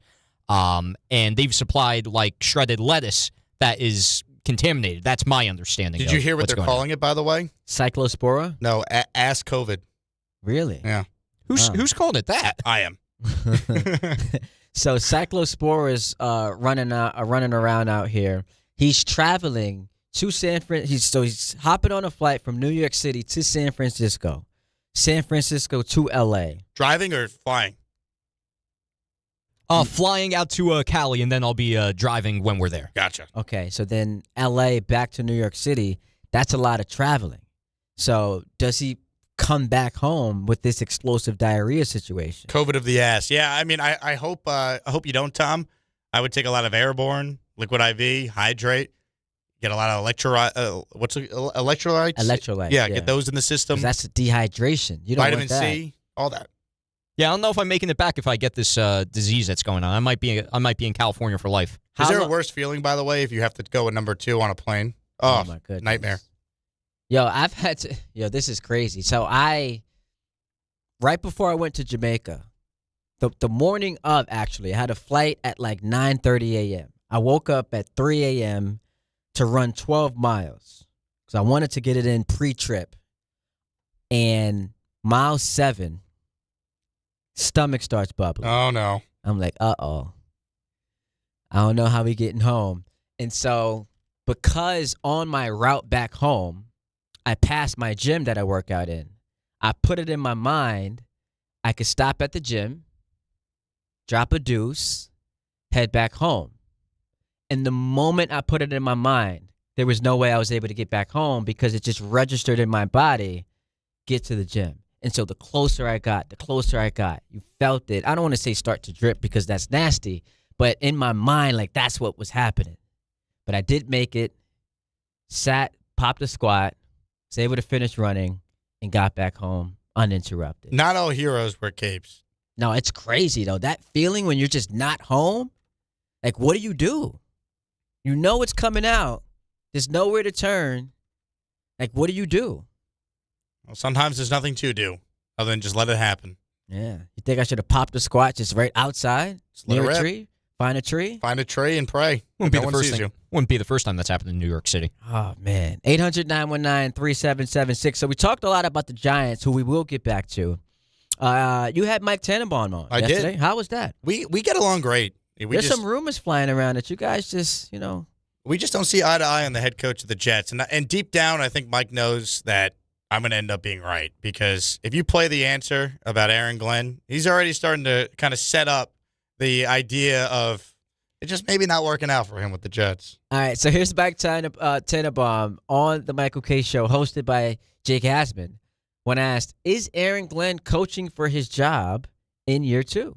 Nobody was probably a harder critic on the team last year than himself. So, look, this is a business where you and I both know, like, he may improve greatly, and if they win 3 games, that doesn't portend well for his future. So, in year 2, you have to win games, and we'll get into tanking and what teams like the Miami Dolphins are doing and others, but you don't get, multiple years at this in the NFL. That's just the reality of it. But I'm very hopeful and certainly very impressed with what they did in the offseason, both from the draft, the coaching staff, free agency.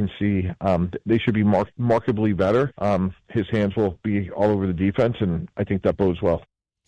There was a line he gave. I don't know if we have it, but I know Dave and Rick referenced it. Aaron Glenn could be improved as a head coach, and the Jets could still only win 3 games. That doesn't – the math ain't math Which in there. makes no sense. and he kind of, like I asked about Glenn, he throws in a little pot shot at the Dolphins for tanking. Mike, this is not about the Dolphins. It's about the Jets, about that coach that you essentially – advised the owner of the team to hire, who was not bad in year 1. He was an unmitigated disaster where there was a real argument that he should have been one and done, because certainly other coaches who have actually done far better, they were one and done, and Aaron Glenn got to survive. So now he's here whether Jet fans like it or not, and no matter how you feel about what the ceiling is for the Jets, based on the moves they've made, the improvement at quarterback, no matter how anyone feels about Geno, this roster is at least representable enough, I guess is the way to describe it, where you could properly evaluate Aaron Glenn as a head coach. You got to rehire his entire coaching staff minus the special teams coordinator, because that was the one thing he got right. You got a offensive coordinator who's going to call the plays, and Frank Reich, a veteran quarterback. You're taking over the defense, in which you said play calling is your superpower. So there's no reason why, if the Jets aren't a improved team, he shouldn't go. If he can't get this team to go from 3 wins to a team that wins at least 7, and I don't even think that should necessarily automatically mean he's back, but look the part like a professional outlet, win some division games, don't have your season be over by the month of September like last year, then he should get a 3rd year. But like again, he's got to show it, because year 1 could not have gone any worse for Aaron Glenn. There are times where quotes can work against you, and we talked about it and we argued about it in hour number 1, where Jazz does the interview and he's talking 50-50. The play calling is my superpower. Listen, I actually respect him going down with the ship. If you are in a season coaching for your job and you're the defensive coordinator, call the plays. The play calling is my superpower is going to be used against him ad nauseum if the Jets go out there and struggle on defense. Listen, people are complaining that I'm too pessimistic. I said they're about a 3 or 4 win team. I guess the case to make for the Jets actually being better than that is Geno Smith is closer to the quarterback we saw in Seattle versus what we saw last year in Vegas, and how does that happen?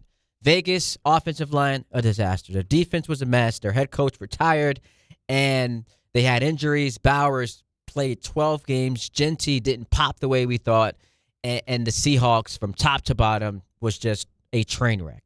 And so now you come to the Jets. You're 35. He's fighting for his starting quarterback career, and they've improved their offensive weapons.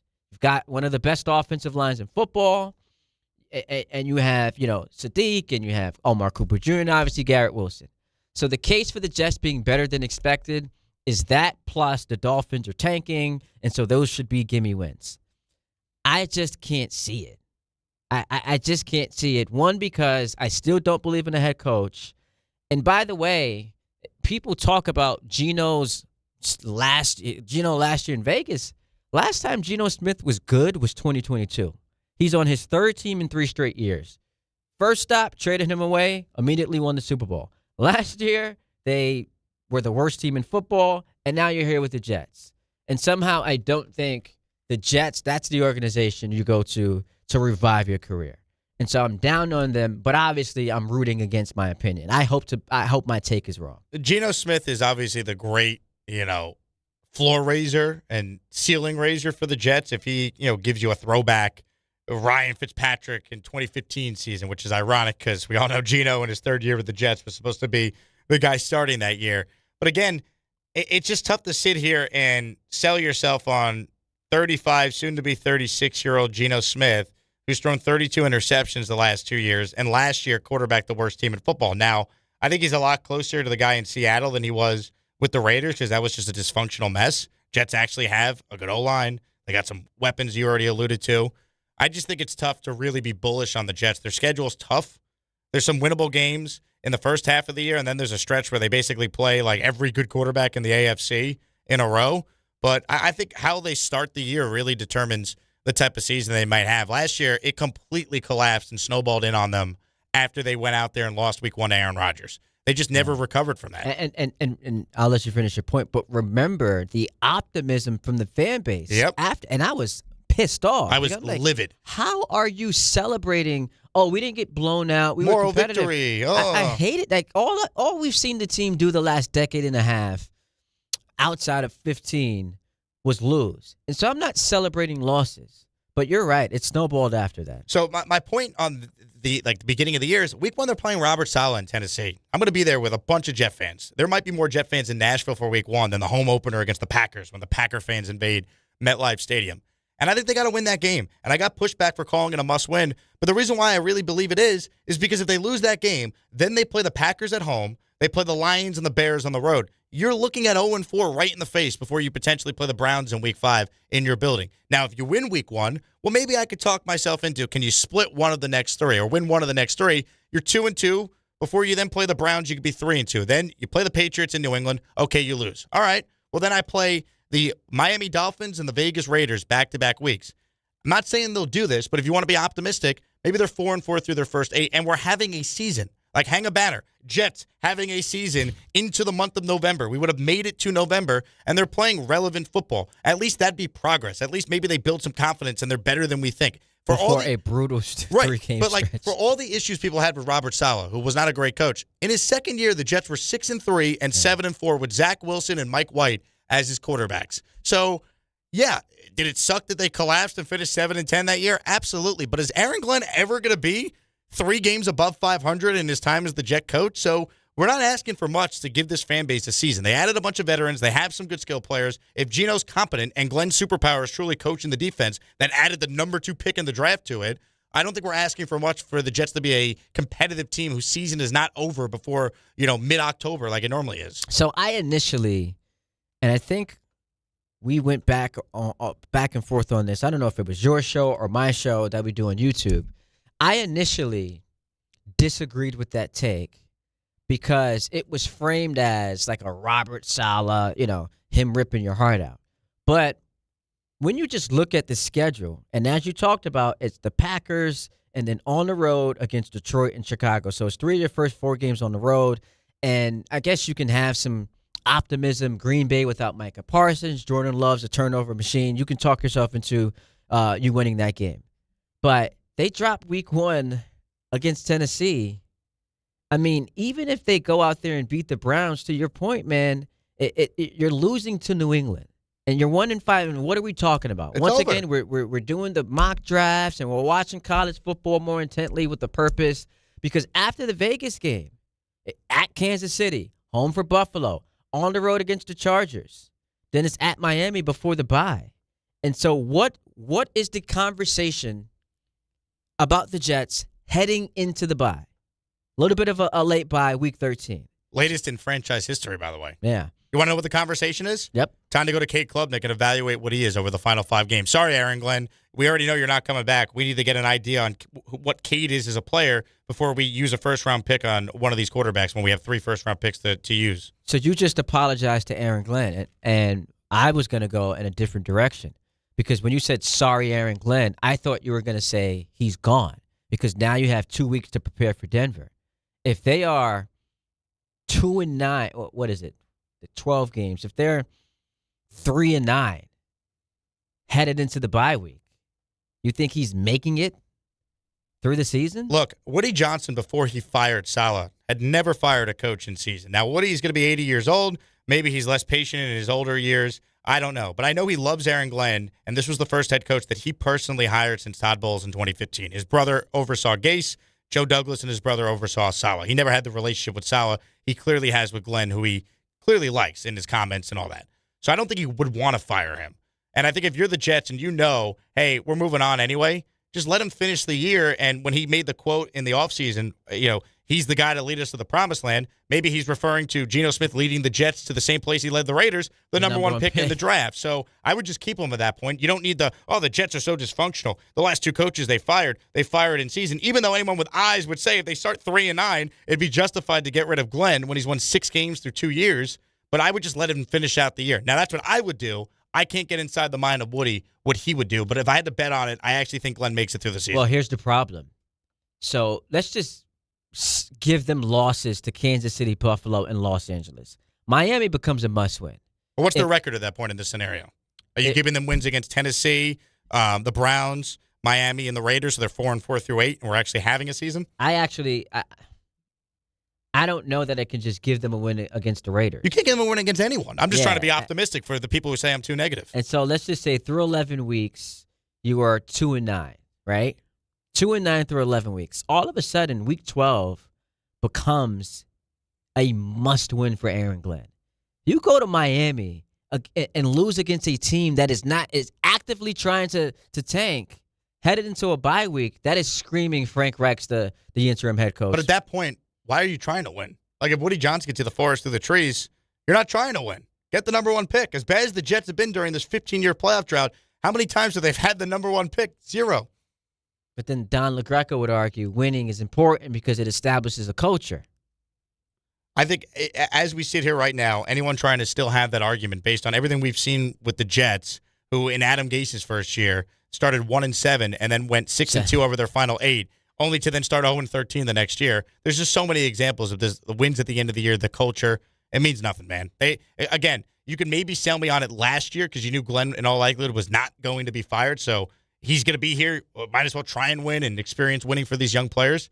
But in that scenario you just outlined, he's already gone, and the Jet job is one of the more attractive jobs in the league. You have good young players, the most cap space in the NFL, and 3 first-round picks in what we believe will be a significantly better draft for quarterbacks. I'm circling that Miami game pre-bye. Do you think he makes it through the year?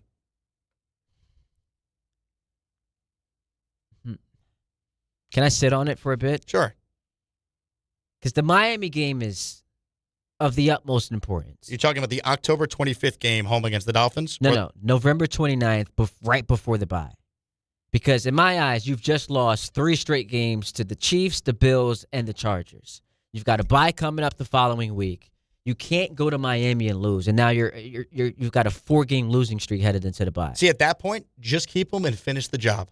Get us to the promised land, which could be Arch Manning or Dante Moore or whoever. Does it become so embarrassing for Woody Johnson, who we know listens to the noise? He listens to the fans. But what's firing Aaron Glenn do at that point? It's just, they didn't fire Gase. It's a dead body. Adam Gase made it through a 2-14 season in which they started 0-13. You're throwing him to the Wolves, throwing him to the Sharks, I should say. Let him finish the year out. He got 2 full years, and then you move forward. Clean break. You're one of the more attractive jobs in the NFL. 800-919-3776. Let's go to Tom's River and talk to Justin. What's up, Justin?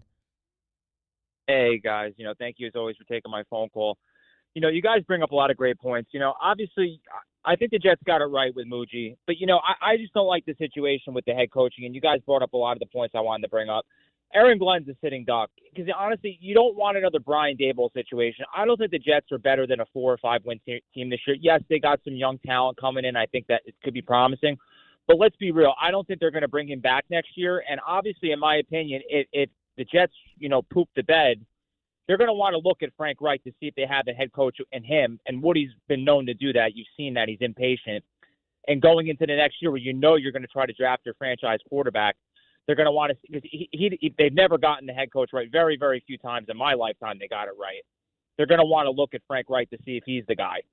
But obviously the Jets this year, they're probably a 4 or 5 win team. Yes, they got some pieces. I think the offensive line, they got some promising young weapons finally. But this team is going nowhere until we have our franchise quarterback. And you can tell me all about culture all you want. Until the Jets get the quarterback situation right, there is no culture with this team. Because we've seen when you have a great defense or a couple pieces, it does nothing. Until the Jets finally get the head coach and the quarterback right, this team is going nowhere. And the culture doesn't mean squat until they get those 2 things right. Yeah, and that's the thing. That's why I've always pushed back, and I appreciate the call, Justin, on the argument that wins late in the season created a culture, a winning environment. You know what creates a culture? Having the head coach and the quarterback, as he mentioned, and winning games when they actually matter. Like, coming up with wins in week 17 and 18 do nothing for me. Those don't carry over into the next season. It only hurts you, There's no momentum being built. I just don't buy into that. So here's the thing the Jets can accomplish this year, though. Do we have a head coach? Because no matter how you feel about Geno Smith, he is, at least I believe, good enough with this offensive line and the weapons they've added. I won't go as far as Bart Scott, top 7 offense. I think that's nuts. But again, I hope Bart's right. But I think their roster, with the additions they've made, is good enough to properly evaluate Aaron Glenn as a head coach. Like, if I told you Sean Payton was coaching the Jets, how many wins would you give him? Oh, I'd say they're a 7-win team. But 7, 8, right? Again, yeah. like you'd feel a lot different, is my point, if you felt confident in your head coach. If I told you John Harbaugh was coaching the Jets, how many wins would you give him? So, coaching really matters. So I think Aaron Glenn, no one's saying you got to make the playoffs, buddy, even though it's been a 15-year drought. That's obviously not all on him. But just in general, could we see improvement? They were 0-6 against the division last year, and they broke an NFL record for the worst point differential over a 5-week span at the end of the year, and the worst point differential since division realignment against teams in their own division. Can you look better against division opponents? Can you have a signature win early that we're not expecting? Remember Robert Saleh? He beat the Eagles with no healthy corners and Zach Wilson. Remember Robert Saleh actually went out there and went into Lambeau and beat Aaron Rodgers and the Packers. The Jets had won 5 in a row after they started 1-2 that year. And by the way, what was the key in winning both of those games? Robert Saleh's superpower. Right, the defense. And so, that's why I think week 1 is so important, Ty, because if you lose to Saleh and you're 0-1, what do you think this fan base is going to be saying as you're about to go take on the 3 best teams in the NFC North from a year ago in a row? Ira's in Staten Island. What's up, Ira? Hey, what's happening? You know, it's funny you're talking about Glenn, and there's so many different scenarios. And Jake, I do agree with you. That Tennessee game is going to pretty much set up how this season's going to go. I think Glenn's going to be back. Woody's not going to eat the money. I think they're going to stumble into 6 wins. And I don't know if that's a good thing or bad thing. Probably not good, because I still don't see him ever being over 500 or getting to the playoffs. But, you know, everybody's talking about superpowers and Tannenbaum's defending him, which he should do because he basically got the guy the job. But the only thing I always go back on is last year going into camp, I wanted to come out of the season knowing I had a quarterback and a head coach. I came out of last year knowing I didn't have both. This year I'm going in, I have the same question marks, but I do have Gino had a couple of good years. But the thing I fall back on that just I can't get out of my mind, 3 out of 4 years with Detroit as a DC, he was in the bottom of the league defensively. So why is this guy considered like this superpower defensive coordinator? I mean, he had 3 crappy years, and the one good year that he had as a DC in Detroit, he gives up 45 points to Washington in the playoffs. So why is everybody like anointing this guy? No, I don't think everybody's doing that, Ira. It's not everybody. He Ira. anointed It's himself. him. He said, I have superpowers, play calling. Well, hopefully he does, but you know what? I hope he proves me wrong and I could eat my words, but I just don't see it. I know the roster, there's more talent, and you know what? Maybe he should have a little superpowers because I think defensively on paper they have some talent. Agreed. Oh, absolutely. Agreed. And they've invested a lot in the defense, whether it be trading for Minka Fitzpatrick, bringing back DeMario Davis, drafting David Bailey. The Jets could pick any player not named Fernando Mendoza in the draft. They picked David Bailey, the highest drafted defensive player in Jet history. I'm expecting big things from him. Everyone said he's the most ready-made pass rusher right away. Arvell Reese would take a little bit more longer learning how to be a full-time edge. All right, well, let's see you coach up David Bailey. You know, you paid Jamie and Sherwood. You didn't have to do that. You gave him $15 million a year. He sucked last year. Let's see you coach his ass up. Like, I want to see his ass. Yeah, I want to see improvement. So you want his ass to be coached. That's right. A nice little pat on the rear end. Go get him, Jamie. And we should expect more because by accident you could stumble into an accidental 8-9 season. The Giants a couple of years ago went 9-7-1 with Daniel Jones, who was run out of this town and won a playoff game. Like every year you see a team go from worst to first. On average, 6 teams that were not in the postseason the prior year in the NFL make it the following year. That's on average since realignment. And it's never the Jets, as they have the longest drought in professional sports. I'm not even asking for the playoffs. I'm asking for a season that is not done before the month of September is over, before Halloween. Be relevant by Thanksgiving. And with their schedule, as difficult as some of the games are, there's also in their first 8, Tennessee, Cleveland, Miami, and Vegas. Those need to be wins if Aaron Glenn has any idea what he's doing as a head coach. So what do you expect then? I think they're going to start 1-4, 1-5, and it's going to be probably a 5-win season, 5 or 6. Does he survive that? I think he does make it to the end of the year because I think it's going to be at the end of the year. Does he survive a 5-win season? No. Darren Muji hires the next Jet head coach. David's in Elizabeth. What's up, David? What's going on, fellas? So look, I got something for each of you. So Ty, I got a Yankee point, and Mr. Asman, I got a Jet point. Let me get straight into it. So the Jazz Chisholm thing, this is my opinion. I didn't want to say it, but you gentlemen said it, so now I can bring it up. I think it is a color thing. I think it's because he's black. No disrespect.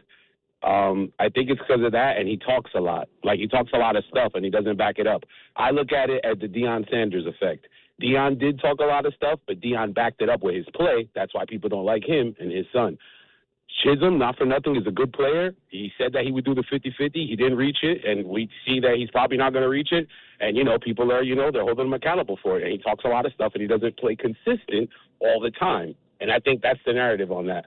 And the Jet thing I wanted to say to you, Mr. Asman, is this.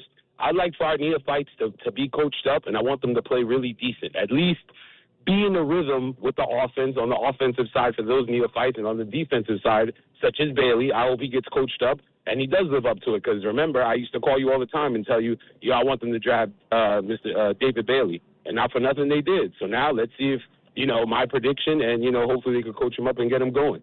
And real quick at the end, yeah, you guys are 100% right. When Glenn fails, they're going to bring it back up.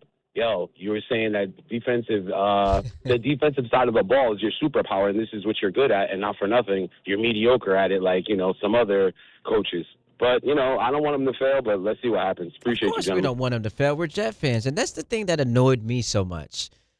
We were both getting attacked on Twitter because of our heavy criticism of Aaron Glenn. They called me a racist for criticizing the guy when I wanted Brian Flores of the candidates that Mike Tannenbaum interviewed to get the job because I wanted someone who wasn't a neophyte, a first-time head coach. So on top of that, it was turned into, what's that clown's name that was coming at us? I don't remember his name. But he got spicy, and I had to block him because it just felt like it was going to get to a place, and I didn't want to become unprofessional. But whatever his name is, you remember who I'm talking about. Yeah. Knicks, some Knicks guy coming at us when the Jets beat the Bengals, I believe it was. He's like, come outside. And it's like, bro, we're Jet fans. They beat Joe Flacco. Like, we're happy, but come on, man. Come outside. The Jets are 1-7. You don't think, and this is what drives me nuts, and I'm sure you deal with it as well because I've seen it. Like, when we're critical of this team, it does come from a place of emotion. We have spent our entire lives looking for a quarterback. And so when I see trash, I've got to call it trash. I'm not rooting for them to be awful. I don't take joy in having to rip the head coach because they're 0-7. I don't take joy in the fact that Garrett Wilson, despite the fact that he didn't play the entire season, still led them in receiving yards. I don't take joy in the fact of having to talk about going a whole year without turnovers. But we got to call it a spade. And that's what we are presented. The information is given to us. We have to talk about it. It hurts when they're so bad. And then I talk about them every day on my YouTube channel, what that does from a bottom line standpoint, right? Less people watch your show, less people subscribe. It's miserable to do it every day. And then throw in how awkward it is for me as someone who's as critical as I've been about the head coach, and I have to do a show with the guy who hired him every Sunday on this radio station.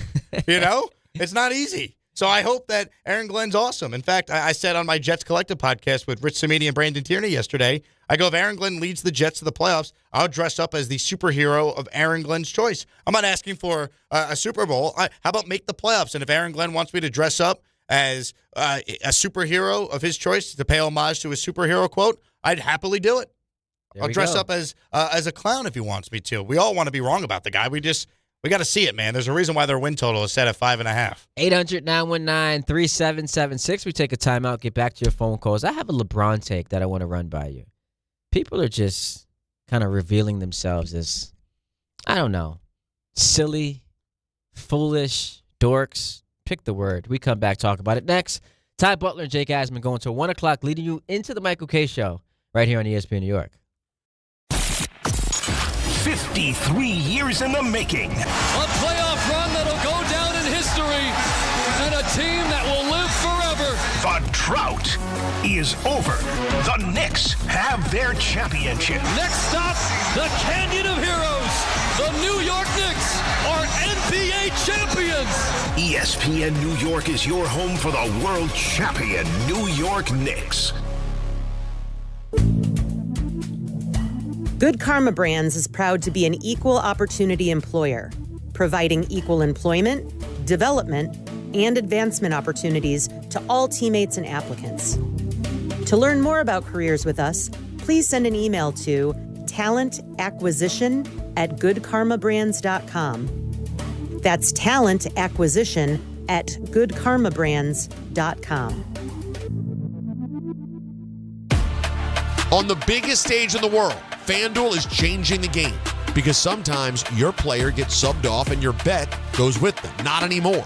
With FanDuel Super Sub, if your player is subbed out, your bet stays in. That's right. If your player leaves the match, your bet continues on with the substitute. So you're still in it until the final whistle. On the biggest stage in the world, FanDuel is changing the game because sometimes your player gets subbed off and your bet goes with them. Not anymore. With FanDuel Super Sub, if your player is subbed out, your bet stays in. That's right. If your player leaves the match, your bet continues on with the substitute. So you're still in it until the final whistle. Visit FanDuel.com/local to get started now. Let there be goals this summer on FanDuel. 21 and over, physically present, New York. For help with a gambling problem, call 877-8-HOPE-NY. Thanks, HOPE-NY, 467-369.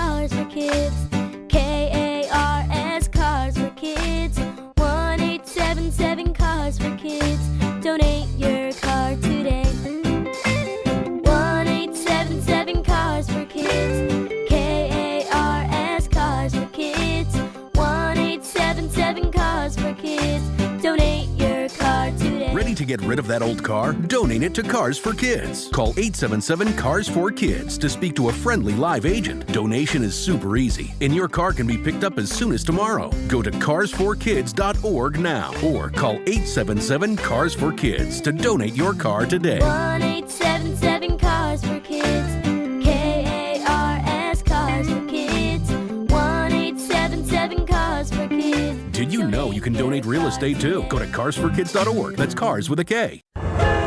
From your neighborhood stop to the city and back, New Jersey Transit keeps your day moving. Reliable, convenient, and ready when you are. We're on this ride together.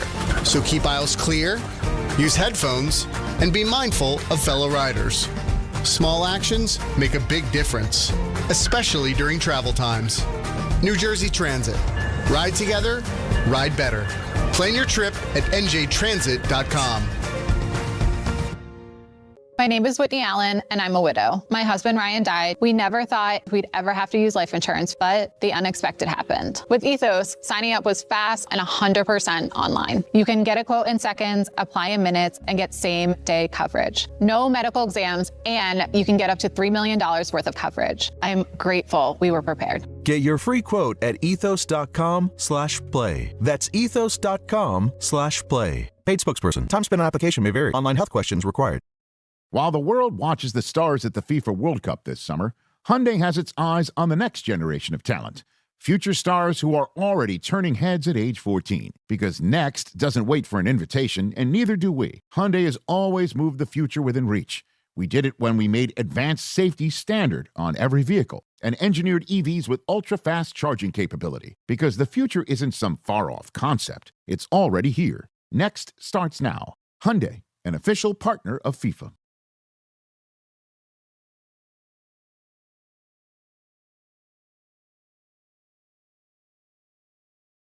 Anthony Pusic's a good time. I really like him. Talented. Hard worker. He knows what he's doing. Great facial hair. I remember when we were producing shows at night, him and I. Alan Hahn. Those were some fun times. Dark times, though, because it's like the Knicks are winning 17 games and we're trying to figure out what the angle is for the program. So. How do we get more ping pong balls? 800-919-3776. What's our Damian Dotson lineup look like? Good times. Time now for your weekend weather report, brought to you by Neutral. Here in New York City, tomorrow, cloudy, humid, couple showers, and a thunderstorm with a high of 79. Sunday calls for mostly sunny skies and a high of 83. Down at the Jersey Shore, tomorrow will be breezy, humid, cloudy, couple showers, thunderstorm with a high of 80. And on Sunday, mostly sunny skies with a high of 87. That was your weekend weather report, brought to you by Neutral. Keep it tasty with Neutral Vodka Seltzer, made with real vodka and real fruit juice. Enjoy responsibly. 800-919-3776. We've been talking football, Jets, Giants. What's this about? Can I sit on it for a bit? Sure. Oh, man. When did that happen? That happened when you were talking about Aaron Glenn last segment. Oh, come on. That is so out of context. I'll give you a hint because I was cutting up a video at that point. I got a text from someone at the station saying you should clip that. That would be Rick DiPietro. Maybe. It absolutely is Rick, who I'm working with, by the way, on Monday. I'm excited about that. Oh, look at you go. 6 to 10 a.m. Are you excited? I'm very excited. Shouldn't be a problem for you. You get up at 4:48 a.m. sending text messages. Yeah. I'm active in these streets early. Rick, one of the most talented hosts at the station. Underrated, I think. And he's one of the nicest guys, too. He really is. You should hear what he says when you're not around. That might be true, but to me, at least to my face, very nice. Yeah. And he seems nice on the air. I don't know if he's that fond of you, though. Rick or Dave? Dave doesn't like me anymore. Why is that? What happened? We have a huge rift, apparently. What happened? What went down? So the day of the Knicks parade, I jokingly sent RJ a meme of, like, what to bring to the Knicks championship parade. It was like a Jalen Brunson jersey, a Knick hat, and an adult diaper. So I sent it to RJ because he had texted me about coming on with the guys to preview the parade because I was going to be there. And RJ tells Dave, I think I think Jake's wearing an adult diaper. Like, clearly as a joke. There's no way RJ actually thought that the meme meant that I said I'm wearing an adult So diaper. you're calling RJ dumb? No, I'm calling Dave unable to clearly interpret an obvious joke. Oh, okay. And then so Dave runs with it. Oh, you're wearing a diaper? And I was like, yeah, Dave. And I jokingly held up, like I had like a plastic little baggie here, and I held it up. And he thought that was actually the adult diaper. So they ran with this bit the entire show that the ass man's at the parade wearing an adult diaper, which other people did, by the way. That was like a thing at the parade. And ever since then, Dave, the next day, when he found out it was all a bit and not true, went on a whole rant that I'm dead to him and he doesn't like me anymore. And you know what? I texted him twice this week, as I normally do during the show when he makes a point or something I think funny that I could add to it. And normally he'll acknowledge it or even reference it on the air. And both times I was ignored this week. So, I mean, what does it tell you that was all it took to fracture the relationship? He didn't really like you prior to that. I didn't think of it from that perspective, but the truth might hurt. Yeah, and it hurts. If you're with, let's just say you're in a relationship with someone. It's like, I got mad at you because, I don't know, the kitchen wasn't clean. And then she dumps you. Tells you she was looking to get out the relationship anyway. She just wanted to find some convenient excuse. It's just sad because I thought Dave and I had a special thing going. We worked together before. Great respect for one another. And I don't get the sense he likes me anymore. And he goes, he actually texted me on June 24th. There was no diaper. I go, no, but the memories will last a lifetime. He goes, you're dead to me. I go, here was the meme. I literally sent him the meme here just so you could see it for the record here. This does not mean I'm wearing an adult diaper. This means I'm making a joke about Knick fans wearing an adult diaper. And then he follows up on our text, I'm so hurt. Haven't heard from him since. Wow. You know what? Jake Assman is a liar. And he calls you ass man. He usually calls you the ass man. Right. So when he's calling you, by your first and last name, that tells you how he feels about you. It's sad. I thought we had a good thing going, but I guess not. Do you think he makes it through the year? Can I sit on it for a bit? Sure. I'm really uncomfortable with this drop. Can I sit on it for a bit? Sure. It's not great, man. Well, that's you that said that, so that's unfortunate. Because then we also have somewhere in this system, like me talking about guzzling glizzies. Oh, I was the one who cut that up. I played that on July 4th this year when I did a show on the station. So guzzling glizzies and then this. Can I sit on it for a bit? Sure. It's not painting me in the best picture. Because today's a guzzling glizzy day. I don't know that I'm able to guzzle 35 glizzies the way I would have back in the day. So people just kind of parachuting into this thing have some questions about me. Guzzling those glizzies as the buns are being wet. Well, like he's wetting the buns with the glizzies going down his throat. I will say, took the wife out, Cassie, to dinner on Wednesday night. Had a blast. You guys had glizzies? No glizzies. Oh. I had, coconut rice with shrimp. You into that kind of thing? So, unfortunately, I have a nut allergy. So coconut falls in the category of things I can't have. So you're allergic to nuts? All nuts. You're not a nut guy? Tree nuts, peanuts, D's nuts. Like, just name them. 919-3776. Dave's in the car. Is this Dave Rothenberg who wants to make amends with Jake Asman? It's Dave in the car, brother. Look, I want to run this by you guys because my Giant friends have been on me, and I've been telling them to pump the brakes. Harbaugh is a Hall of Fame elite coach, but under that umbrella, he had arguably since Michael Vick, Gale Sayers, and Barry Sanders the most elusive elite quarterback in the NFL, if not one of the most. Okay, now no Super Bowl, but a lot of success. I'll give him that. Andy Reid, elite coach, didn't win Super Bowls until he got an elite quarterback. Okay, when you look at this Giants roster, there's not one person on this roster that even is smelling elite. And people keep talking about the upside of Dart. There's nothing. Name one starting quarterback that he can take off the roster in the NFL. There is none. I think Giant fans are ahead of themselves, and they need to understand that, like that caller earlier was like, Harbaugh wasn't motivated enough.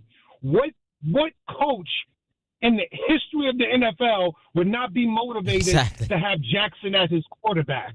Like, unbelievable. I think Giant fans are ahead of themselves. I'd love to hear your thoughts.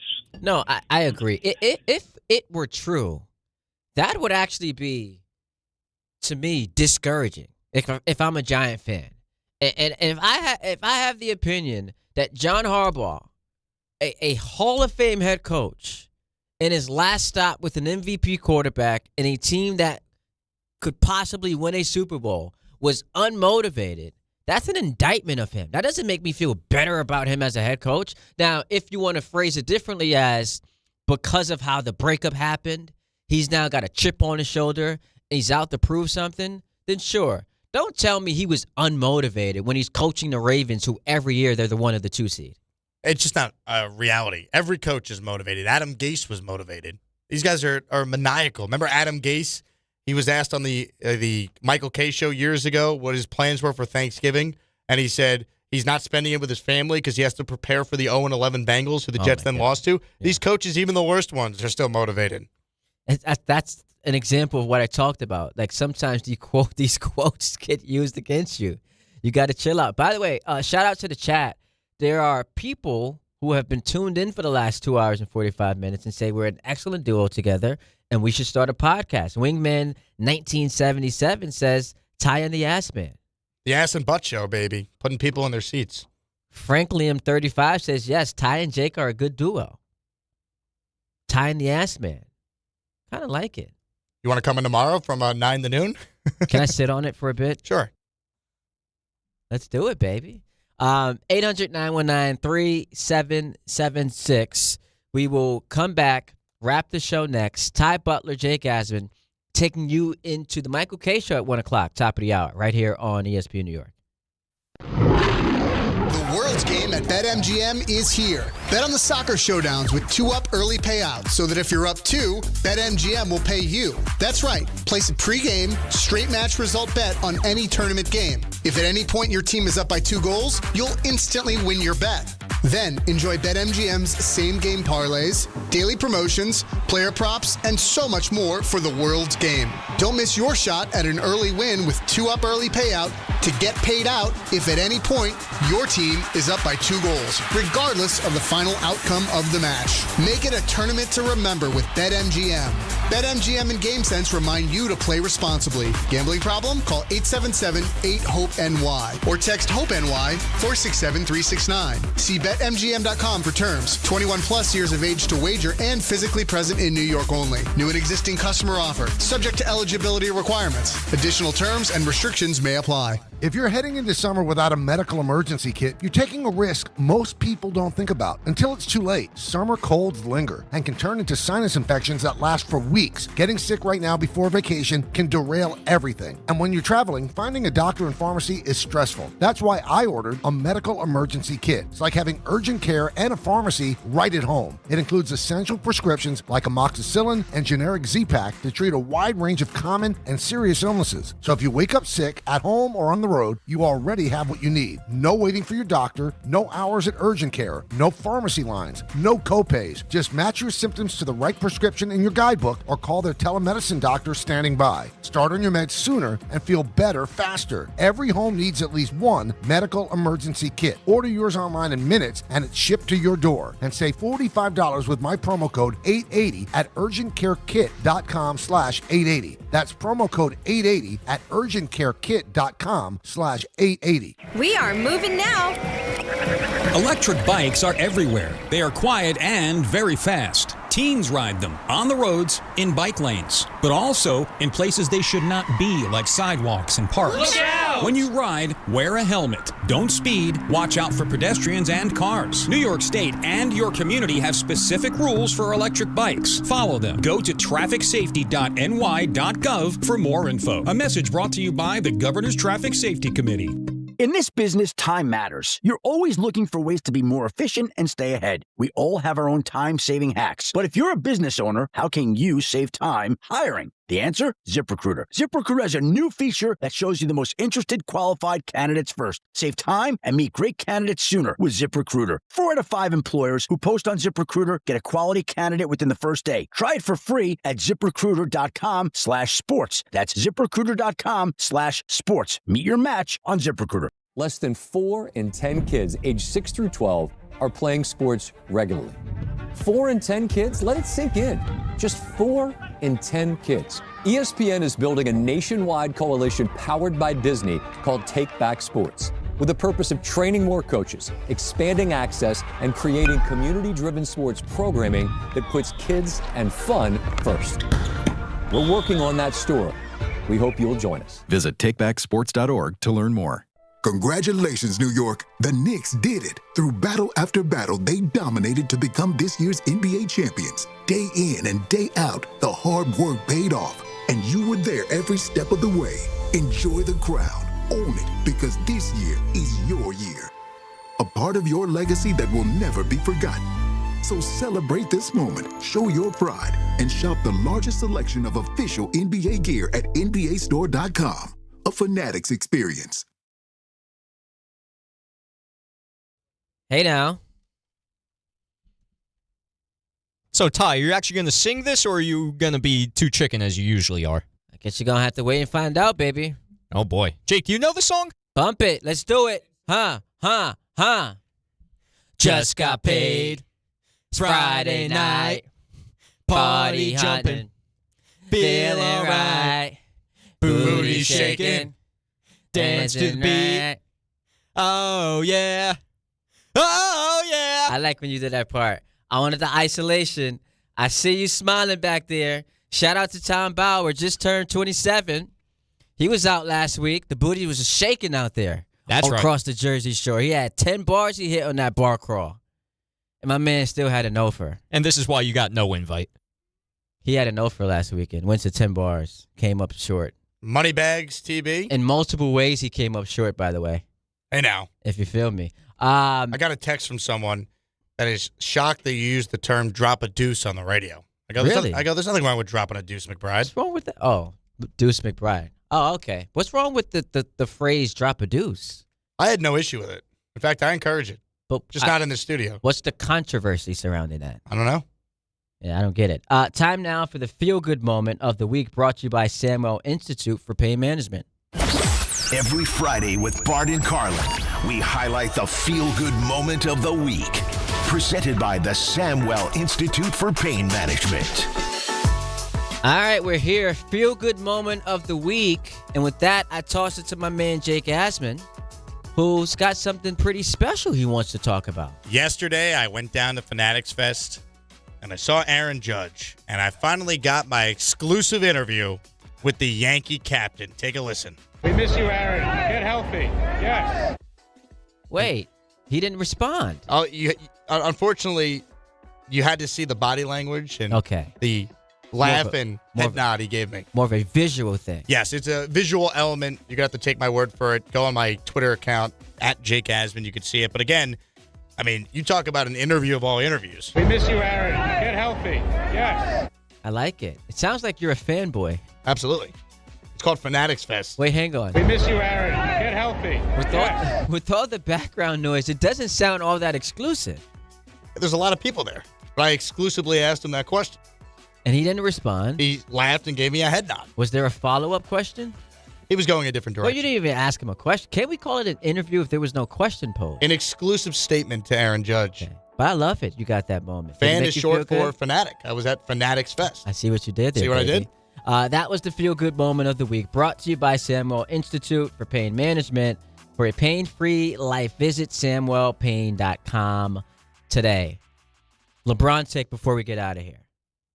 I think that if you are complaining that LeBron has not made his decision yet, and I saw Silver talking about he's holding up the schedule. If you're complaining about LeBron not making his decision yet, you're a simp. But This Ty, man we need to know the schedule. Has given you 23 years of excellent on the floor. No off-the-court issues. At worst, he's the third greatest player of all time. You can have the order MJ, Kareem, LeBron. That's the room. And so as he is approaching his swan song, nearing 42 years of age, the greatest player ever, the greatest player of his generation, if he wants to take some time, if he wants to maximize this window of having a spotlight, I said a couple weeks ago, it's not happening before the end of the World Cup. He wants the moment.